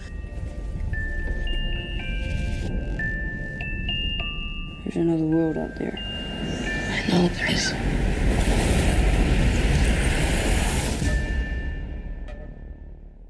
Many of Stephen King's books are connected, whether that be by city, by character, or by mythology, such as the Dark Tower series, which branches out into multiple Stephen King books. So we like to talk about, what callbacks are here, or, well, there's no callbacks here because it's the first book, but recurring characters, things of that nature. How does this connect to the larger Stephen King universe? And, this being his first book, and he didn't really know the weight of it, there aren't many here, but there are a few. So, Mac? Honestly, I don't know of any in terms of further books referencing Carrie. I mean, I think they maybe mentioned the town at one point being like caught in a fire or something. But what's really interesting is to see so many seeds planted here of future books. I mean, just the telekinesis theme and Firestarter, The Shining, and the Dark Tower, with the Breakers. Which is really interesting to me. But there are some really strange things in the book that made me think, well, was he thinking of this during Carrie, where like Norman Watson has a premonition that it wasn't blood, that it was blood, not paint, and she also talks about how she references a premonition she might have had when her brother was hit by a truck. And I thought, that was very interesting about the brother being hit by a truck because of like Halloran and The Shining, and how he has that kind of premonition as well. Ultimately, there are these things in the book that kind of mirror things we'll see down the road. Absolutely. It's interesting you picked up on one of the things, especially after rereading the Shining recently, is that it always seems like at least some characters have some sort of inkling of what's going on. That's like that's almost like a God vision. Like you do mention, like there's the Miss Desjardins. Like she goes, Miss Desjardins cried out with surprise, and it occurred to her the whole damn place is falling in. That this kind of thing always seemed to happen around Carrie when she was upset, as if bad luck dogged her every step. The thought was gone almost as quickly as it had come, and it's basically Stephen King's way of just like kind of adding those little like sort of like teases to like add some of the tension. But it is something that peppers in throughout there, because especially like when Wendy starts picking up on what's going on with Danny, and then then they become incredibly transparent about it. But he uses his characters to elevate the tension that way, and I think it's kind of interesting how he does that. But at some point, you do have to wonder, like, Jesus Christ, how many fucking people are this clerk? Yeah. Well, although in The Shining, Dick Halloran does say that everyone has it to an extent, right? Yeah. I mean, and he says like your mom more so than your dad or whoever. So. And it's funny too because it's not yeah, it's not like later books. It's the where, old, deja vu. Yeah, it's a lot of that. And it's not like later books where I mean, technically, the Dark Tower 6, ties together like every single one of his books, but it's not like later books where when Cujo starts out, they reference the serial killer from the Dead Zone.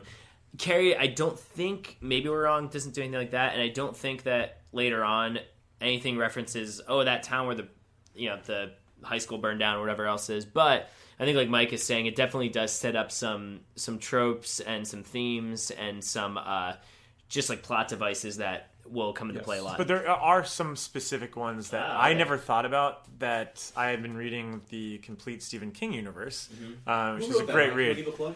Yeah, I'll give a plug to Stanley Wyatter. It was probably pronounced something different. Not to be confused with Stanley Uris. Yeah, right.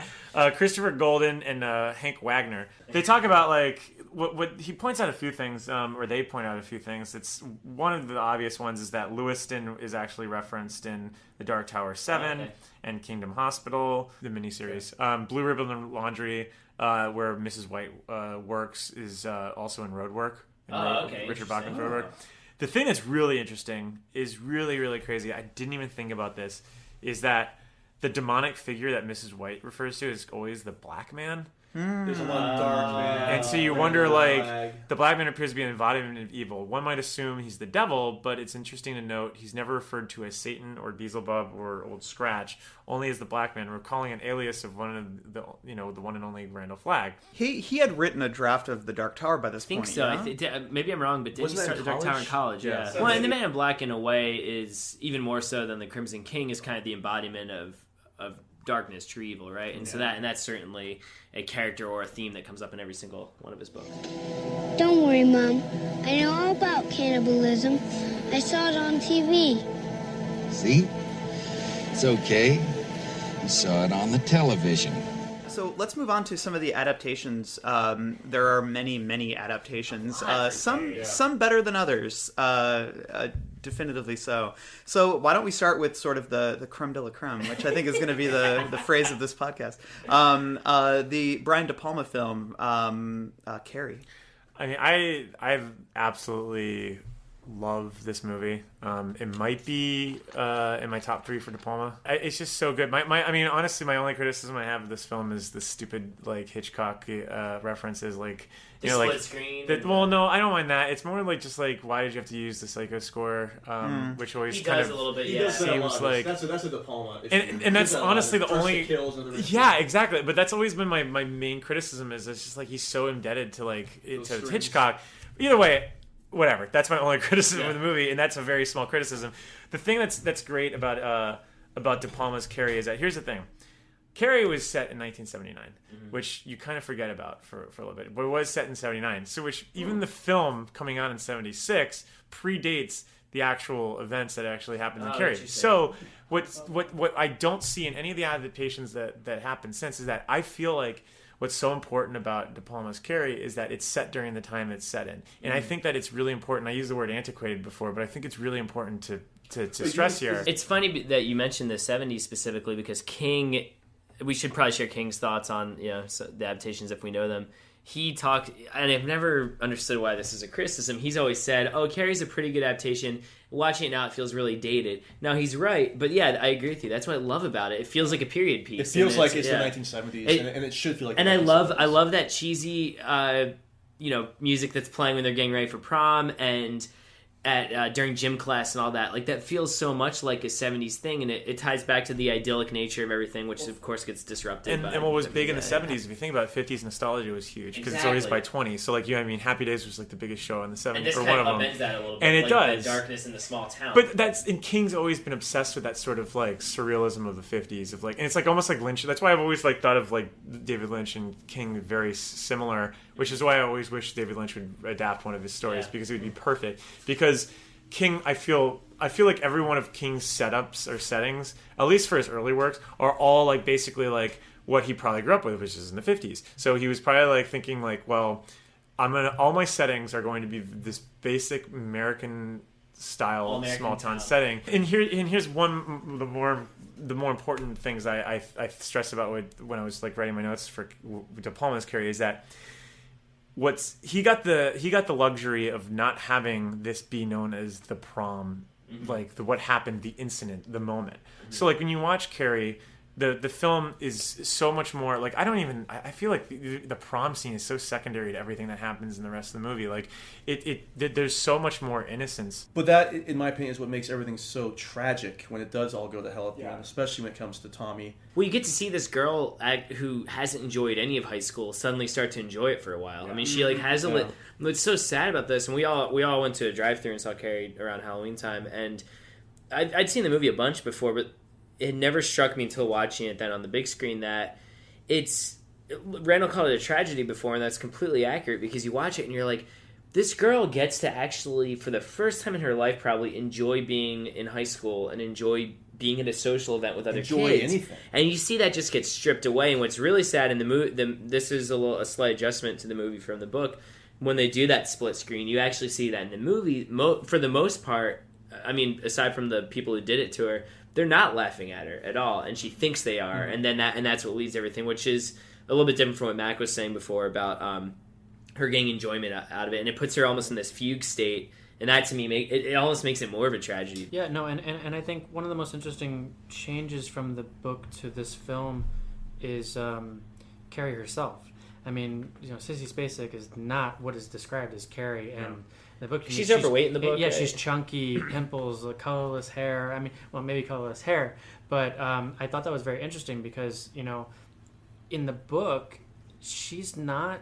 This isn't. She's all that. You know what I mean? It's not like when she goes to prom, like she's like this stunner. Like she goes to prom, she's probably dressed nice in the dresses she makes, but like she's not like particularly like blowing people away. So I thought that was an interesting change why they did that. And also with Sissy Spacek's character being much more, like you were saying, at the end she's thinking that they're laughing at her, but they're not. But whereas, in the book, I think a lot of people are, and they even say that they did, but it was more out of like, what do you do in this situation? Yes. I remember my dad was telling me my hamster died. He started laughing because he doesn't know how to handle that kind of, emotion. I didn't want to bring this up, but Dad actually deliberately killed your hamster. I was going to say, maybe he really disliked it, yeah. Right in front of us. No, I'm sorry. I think the casting of Sissy is so perfect. Even though it does differ, it still works in terms of casting someone who can believably play an outcast. Because I think with Sissy, she's perfect because in the book, the way that, when Tommy actually gets close and starts talking to Carrie, he mentions that, there is a magnetism to her, and there is sort of, there is beauty there, and that, and I mean, of course, everyone's beautiful, but I think that, beyond that, though, it's like, I think, part of Carrie's, the fact that Carrie has that power and that there is something special about her, there is a beauty there and there is a magnetism. And that's why I genuinely feel like, especially in De Palma's movie, and this is my favorite part, is that Tommy is, to the slightest degree, falling in love with her. Mm-hmm. And that's so... and I think that that's touched on in the book, but in the movie, my favorite scene in the movie is the slow dance. Absolutely. It is so... beautiful. Like, the music is great. The music is perfect. The camera swirls around it, and it feels so magical. Mm-hmm. Like that moment. And I'll talk about it in the remake, but it's the biggest like disparity between those two is the difference in that scene. I totally believe in that moment that both of them are like in love with each other. Yeah. And there is melancholy in that because I mean, what's coming to a degree. And but I think that I think that Sissy works because she is, lanky and kind of gangly and very pale, and her hair is very limp, and she's not conventionally beautiful, but there is beauty there. And you can totally see how she is that person that everyone overlooks, but if you get close, then you can really see sort of the magnetism there, and that there is, something like there is an attraction that's there because she is so unique in her own way. That relationship is just so important. It's almost like, because obviously this is basically just a reversal of not a reversal, but a subversion of the Cinderella story. But the way that De Palma weaves Tommy and Carrie together almost adds this sort of like Shakespearean sort of element to it. That scene is honestly all I think about every time I watch it. Like when we went to go see it, it's funny you mentioned at the drive-in, was that all I think was that, like, why are we sad? And it's like, I think it goes right back to that scene. I'm not sure, but the more that because in that moment they are absolutely separated from everything else, which is why I think the spinning is important. Everything's just a blur because the reality around them has just dissolved, and it's just in this one important moment, and I don't really think you get that in the book. And for me, like I almost see, like I almost love that moment than I love anything else about than the book, than the story. Like that moment just like hits me, and I think a lot of it is just because I love that music. But yeah. You can't. Come on. In your hand. Just put it right there. That's right. Like that? Yeah. Put this on my shoulder. That's right. Okay. Just relax. All right. Oh, but there's some fun facts that I got to add some for Carrie. Though. What are they? Yeah, I got some interesting stuff. So, one is, does anyone want to make a wild guess of how much money King got for this film? None. $60. You gotta go a little higher. $1. Was it $1? I guarantee all of you the paycheck that you get each month for work is more money than you got for this thing. It was $2,500 he got. Whoa. Oh, really? Yeah. $2,500. Although he attributes Does he get anything residual or anything like that? I don't know about that, but he basically attributes as like if it wasn't for this film, he doesn't know if he would have became That's like true. a bestseller after that. But some other ones that are interesting is SpaceX was like full method in this. So when she went to the audition, she actually like put like Vaseline in her hair and didn't wash her face for a few days. What's interesting also is that during the prom scene when they pour the blood on her, that took like a long time to film. Yeah. And she refused to remove the blood off of her for a few days. And so she would sleep with it and like came back on it with it also. And she was married to Jack Ward, I think, and that is a longtime collaborator of Brian De Palma. So I don't think she even wanted to necessarily do this to start out. Well, Carrie Fisher was rumored to be taken to be involved also, and then there was Carrie and Star Wars auditions at the same time. Exactly. Didn't De Palma fight for Sissy? I Like think the studio didn't want her. Yeah, he says that in the De Palma doc. Yeah. And what's interesting also is Betty Buckley, who played the gym teacher, when she slaps Nancy Allen, like that.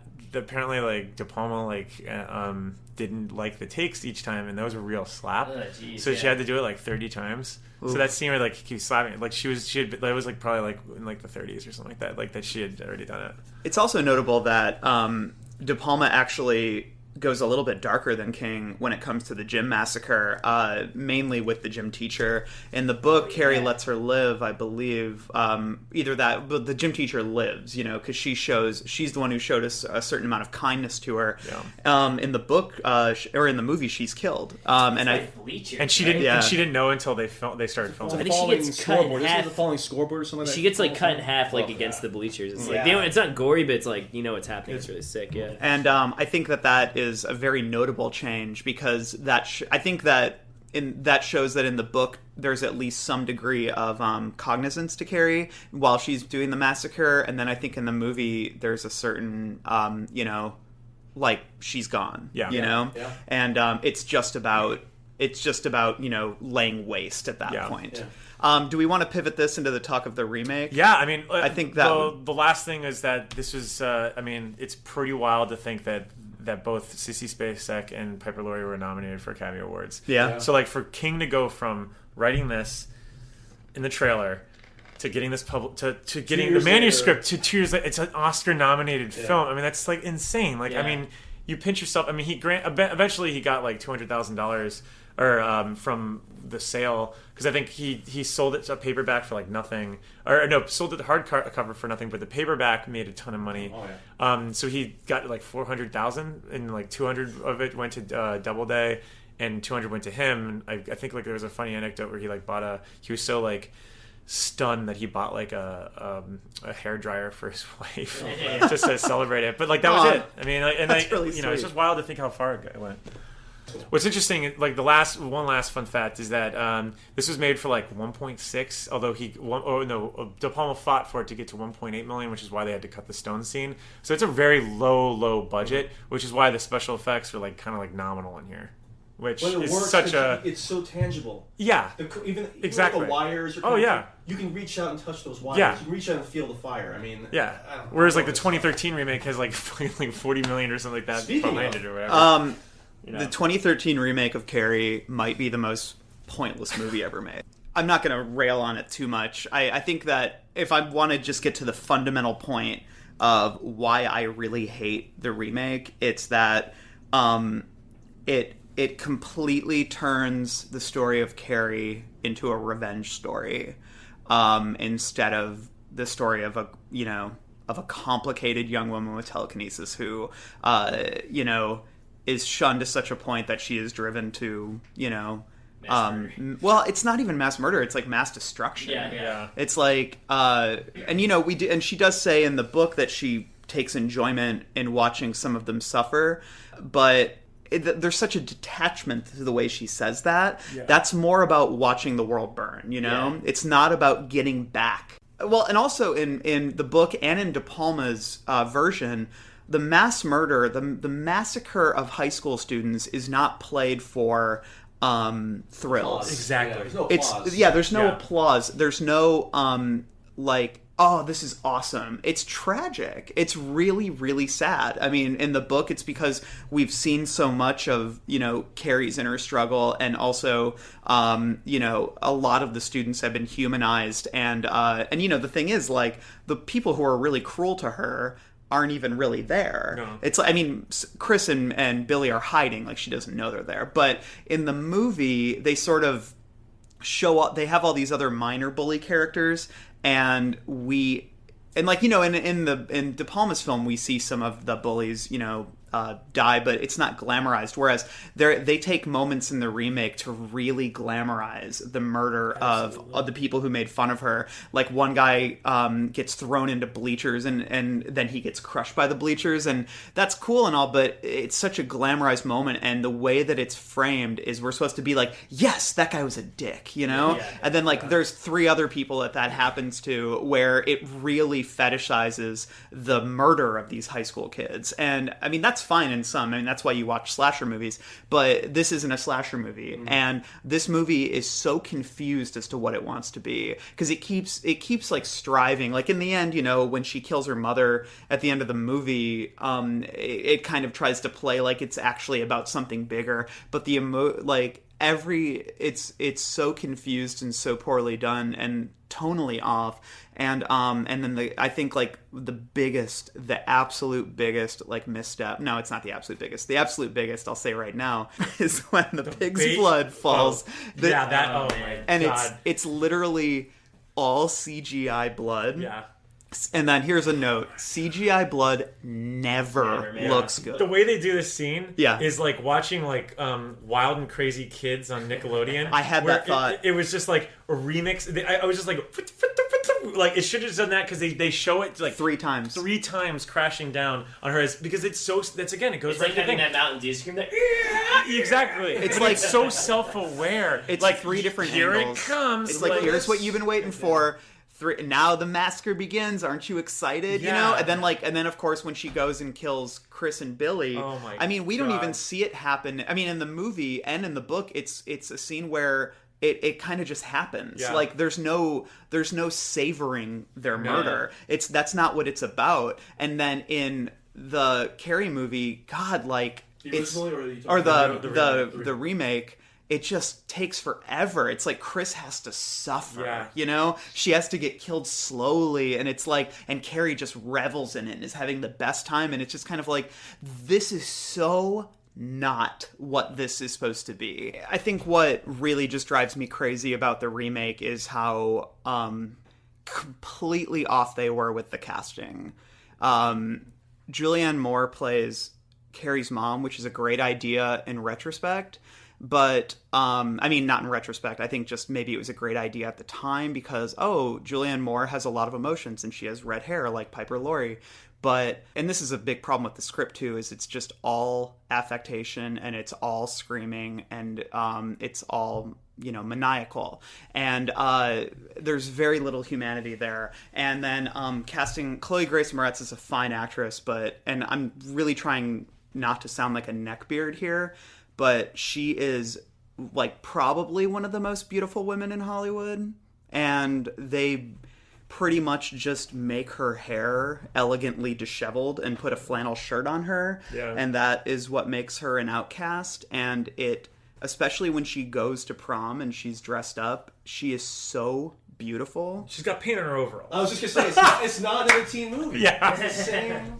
God, nobody learns from these she's mistakes. got glasses. Oh, she's got glasses. I mean, honestly, it really feels like the remake was only made because they had a license to the material. Yeah. Maybe they knew it would make a little money, and they go, "Hey, this is a female-centered movie. Maybe we can just cast a lot of hot chicks and have them, you know." And Doesn't King like the remake? Am I making that? I he had things to say about it when it came out. I remember. If he did, I mean, I don't know. I can't get behind that. It is such a tremendously bad movie. I will say that Ansel Elgort is a fine Tommy, but the guy the guy they cast as Billy is so bad, especially when you measure him up against my man T. John T. Johnny T. The the wickedly talented John Travolta. After that, so I think if you're gonna watch Carrie, please watch the 1976 version. And now we're gonna move on to there was actually a TV movie adaptation that was made in 2002. 2002. This is actually kind of a fascinating movie. I watched it for the first time. I didn't know a lot about it. Mm-hmm. This is actually a backdoor pilot for a TV series. Interesting. That's interesting. So weird. 2, Brian Fuller executive produced and wrote it. And wrote the teleplay. Who The did great Hannibal. Brian Fuller did Hannibal. And some other, I think Dead Like Me and some other things like that. So keep that in mind as I talk. I've got a lot of great notes about this. All right, so on the TV movie, we actually do get the opening with the stones falling from the sky. There's a lot of stuff that happens in the TV movie that does not happen in the 76 version. I thought was kind of interesting. From a storytelling perspective, it's told in flashback. It starts off at a police station. And the great David Keith, not Keith David, David Keith, who was the father in Firestarter, he's the cop. And he's interrogating various characters that survived. Officer and a Gentleman, Indian in the Cupboard. Indian in the Cupboard, the cowboy. Wow. Oh my Spoon god. the cowboy. Kills himself in Officer and a Gentleman. Spoiler alert. So it takes place there. It flashes back between he interviews Sue Snell, he interviews some of Billy Nolan's friends, and it goes back and forth between that and. So it's a little bit more accurate to the book structure. It is, in that structure-wise, it really is. So I mean, I want to once again say that this is not a good movie, but it's an interesting movie, and if you're gonna, you know how much I love remakes, and they're always warranted. But for me, if you're gonna remake something or do a different adaptation, do a different adaptation. Yeah. Give us a different take, and in a lot of ways, this does follow through on that. And the casting looks pretty good. I mean, The Patricia casting's pretty Clarkson good. as the mom. But is good. and that's the thing about Patricia Clarkson's portrayal of Margaret White is totally different from Piper Laurie. Yeah.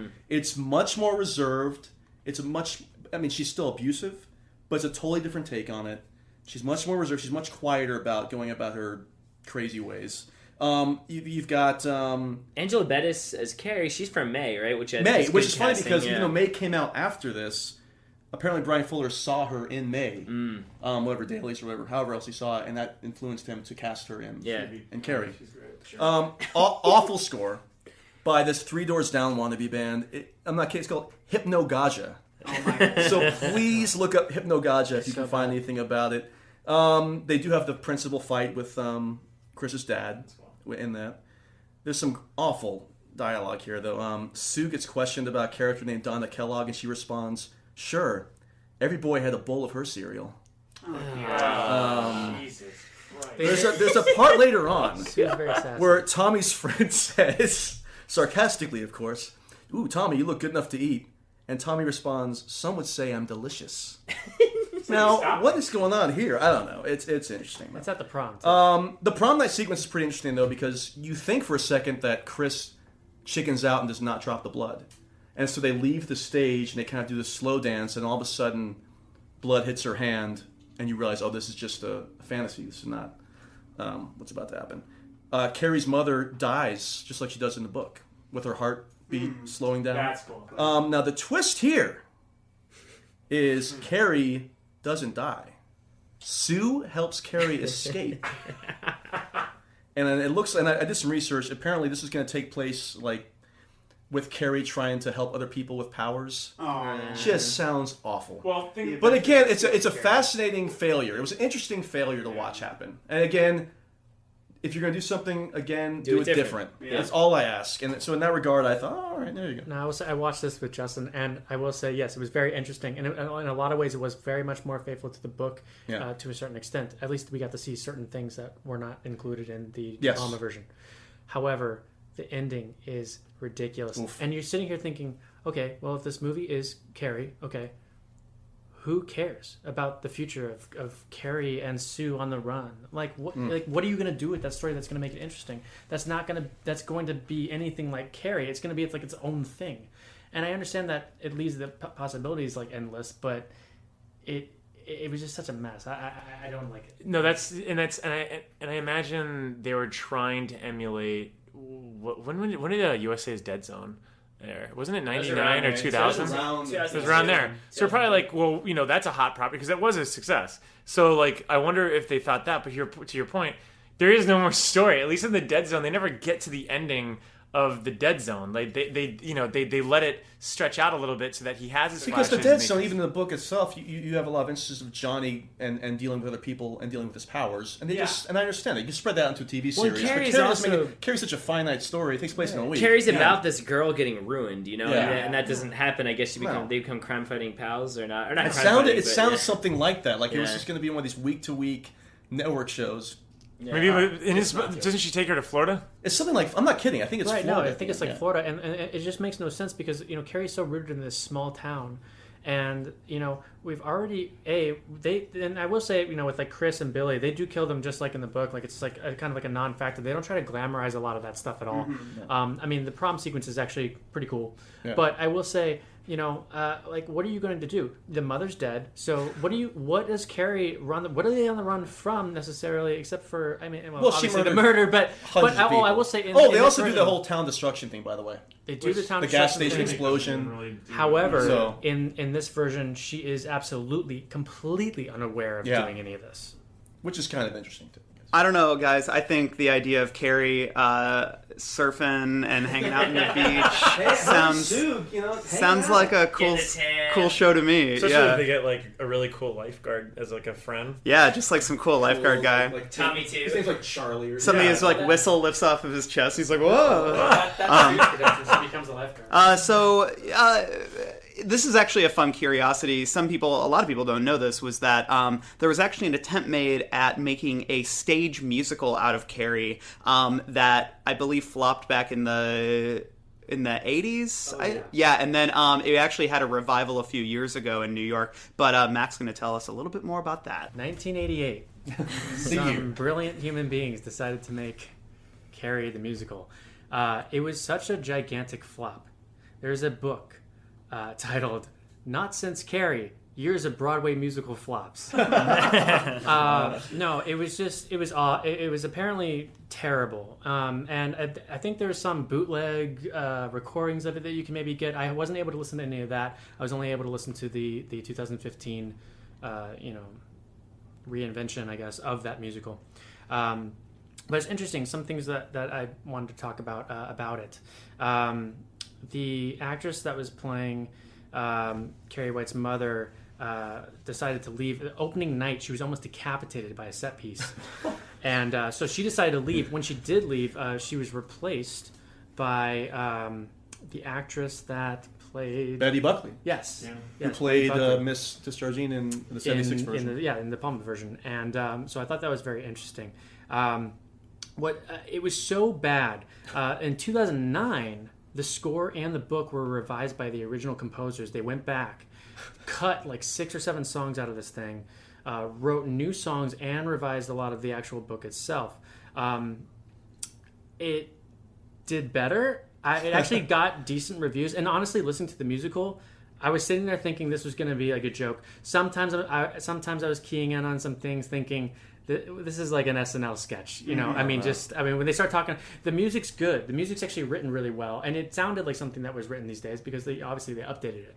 But when you're sitting there and they start talking like, all right, Chris, get to class, I mean, it's just it's you can't help but laugh. Wait, so having been being a fan of the book and the movie, you're like, oh, this is kind of like when they ridiculous, redid it, was it through the lens of it being campy, like they knew how bad it was, or is it actually considered to be? It's still taken very seriously, and I will give it credit. It does try to take itself very seriously. I mean, there are certain songs that are kind of like goofy, but like it really just like there's a song I think is like "The World According to Chris," and it's actually a really entertaining song, except when Billy enters, it's just kind of gets totally derailed.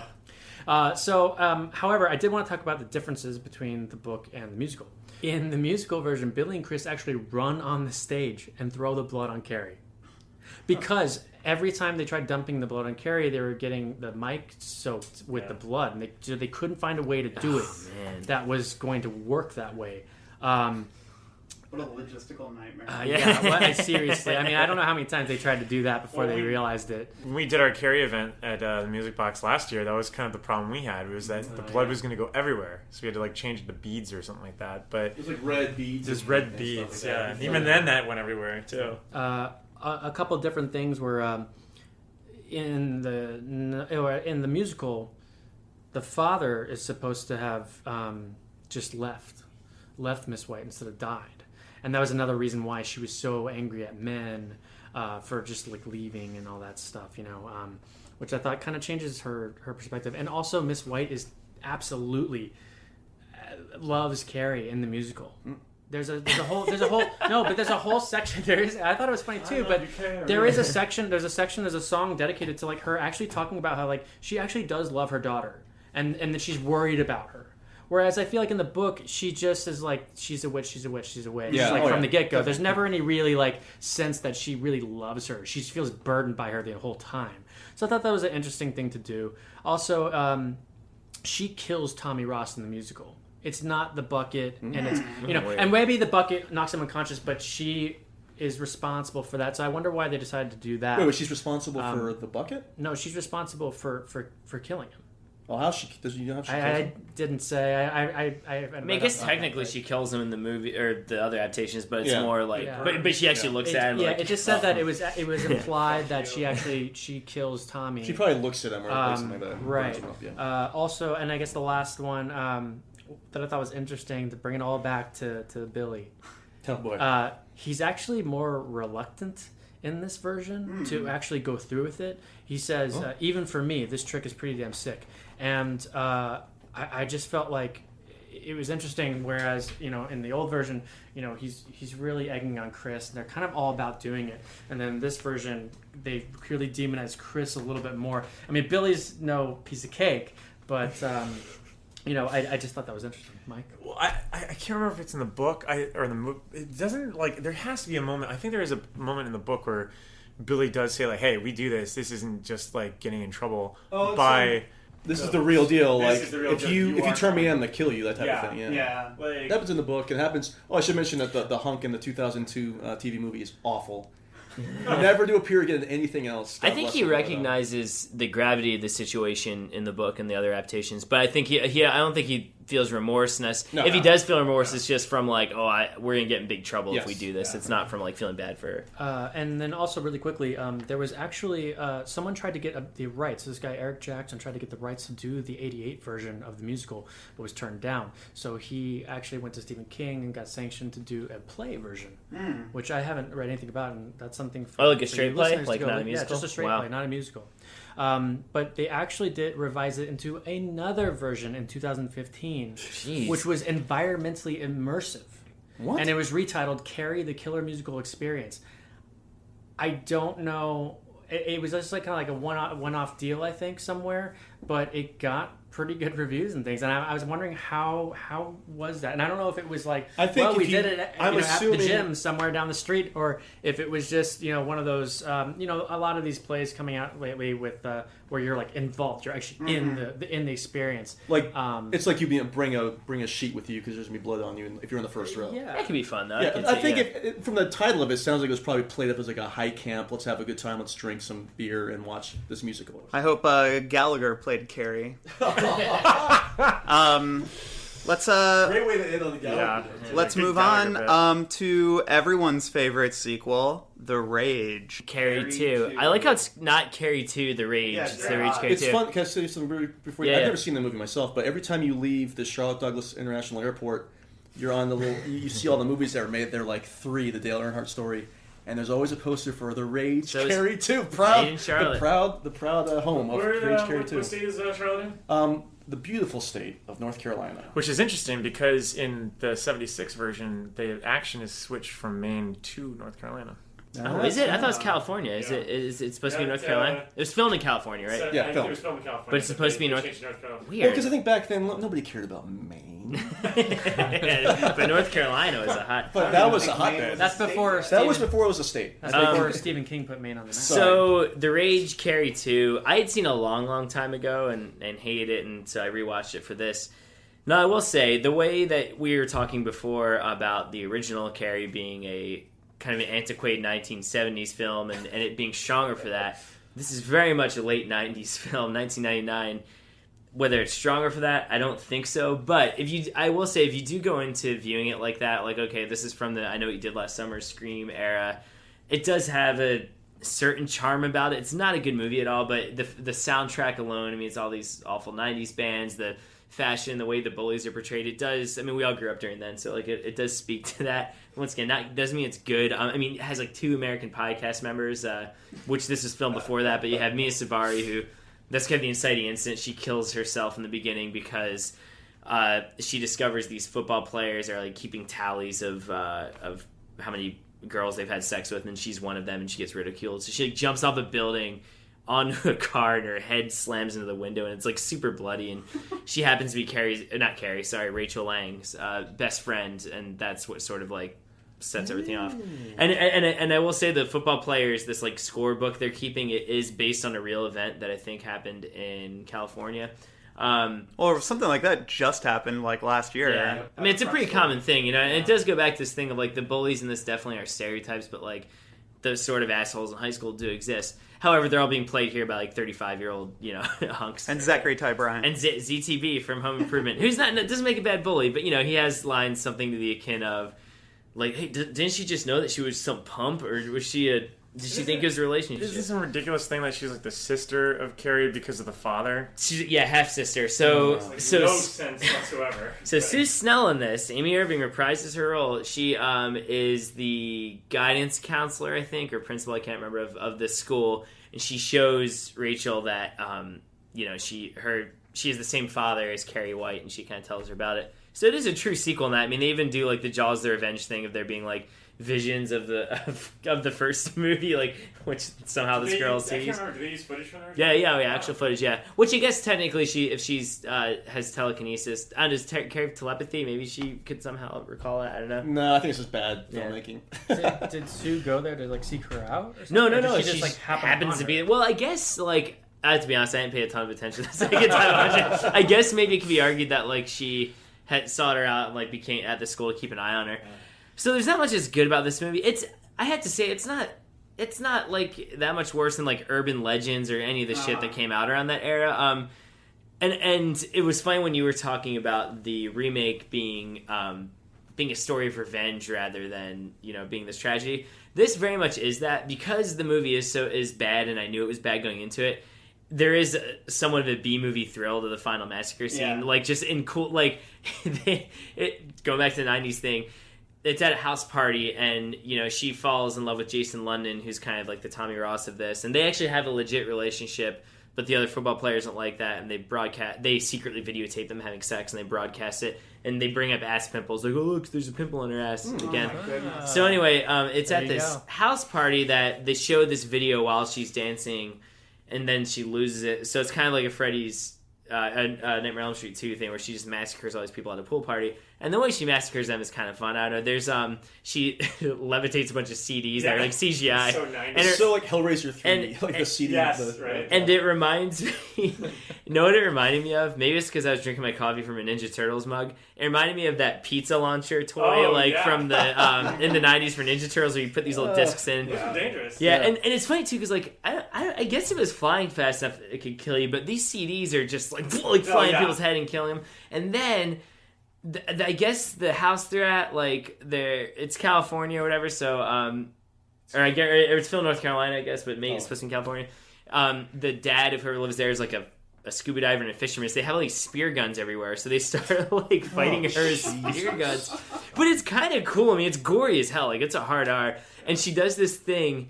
The tragic end of Sue Snell is she levitates a spear gun. Sue Snell's like going to the house to try and stop her. It's weird. Like, Sue Snell never is like mean to her or anything, but she gets this grisly death. Carrie levitates a spear gun to like kill one of the main bullies, and she like fires the harpoon or whatever, and it hits him and impales him through the head through the door. And as Sue's trying to go in the door, it impales her too. So they like both die with like they open the door at one point, and they're both hanging connected by this like harpoon.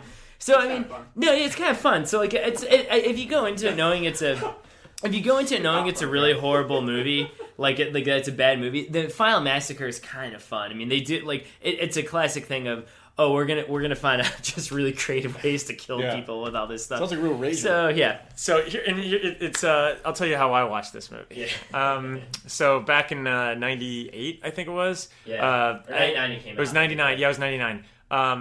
I had been applying to high schools because I was in Florida, so my parents wanted me to go to private school, so I had to go to St. Thomas. You know, it was like one of the only Jews in all of Catholic school. So really exciting to get into this high school. But I got denied that day first off because I just like bad with standardized testing. So I remember when all my friends had already agreed to go to Office Space. Yeah. And we went to go we were sitting in Office Space, and I just was not having it. Like, it's now one of my favorite movies, like one of my favorite comedies. And I think it's probably the smartest comedy of the 90s. As you get older. I think I think it's the best comedy of the 90s. But I would say, but in that movie, about 20 minutes in the Office Space, I was like, I can't fucking watch this movie. Like, it's just like the mundanity of it is just like driving me nuts. All I can think about is this fucking rejection letter. So I left my friends, and I just I was in the hall of like this like huge Cineplex, and I saw like Rage, Carrie 2, and I'm like, I was like a huge horror like buff or whatever. So I went to go see it, and I remember like I missed like maybe the first 10 minutes or whatever. And I just was watching this and just being like, this is like such a because it's so dark and like monochrome and like off with a suicide, cold. like... Yeah, it's like it's very depressed. It was kind of like a perfect movie to watch at this moment. Yeah. But I have not seen it since. You know how we were talking about some villains having complexity and stuff? The hunks in this movie are just like the moment you see them, they're like they're like all gathered at the lunch table. They're pointing at all these girls like, oh, you banged her last week, right? Oh yeah, I banged her. Blah, blah. Like they're just such dogs in this movie, and it's kind of like it really is like it does sound it is almost like that. And if you go into it going, okay, the hunks are awful, like the deaths are bloody, and the movie's tragic, it's very watchable. Yeah. Let's just boil it down. What's better, Rage, Carrie 2, or Goodfellas? Probably Goodfellas, I think. And on that note, I think with that definitive statement, I love that we ended this first episode talking about the Rage. That's perfect. I think it's a good ending. I think because it is, the definitive ending of the Carrie story. Yeah. Well, it also shows like how perverted Stephen King's works can be. Oh, We'll get to Lawnmower Man eventually, but Jesus Christ. Like... But so anyways, thanks so much for tuning in to our first episode of the Losers Club, a Stephen King podcast from Consequence of Sound. We'll be back again in 2 weeks with Salem's Lot, that classic story of vampires. Ooh. I want to suck your blood. I want to be on your podcast. And thanks for listening. Subscribe to us on iTunes and Stitcher or wherever you listen to podcasts, and we appreciate it. I got some hot friends. God, I got some hot friends. I got some hot friends. God, I got some hot friends. But you want somebody to treat you good.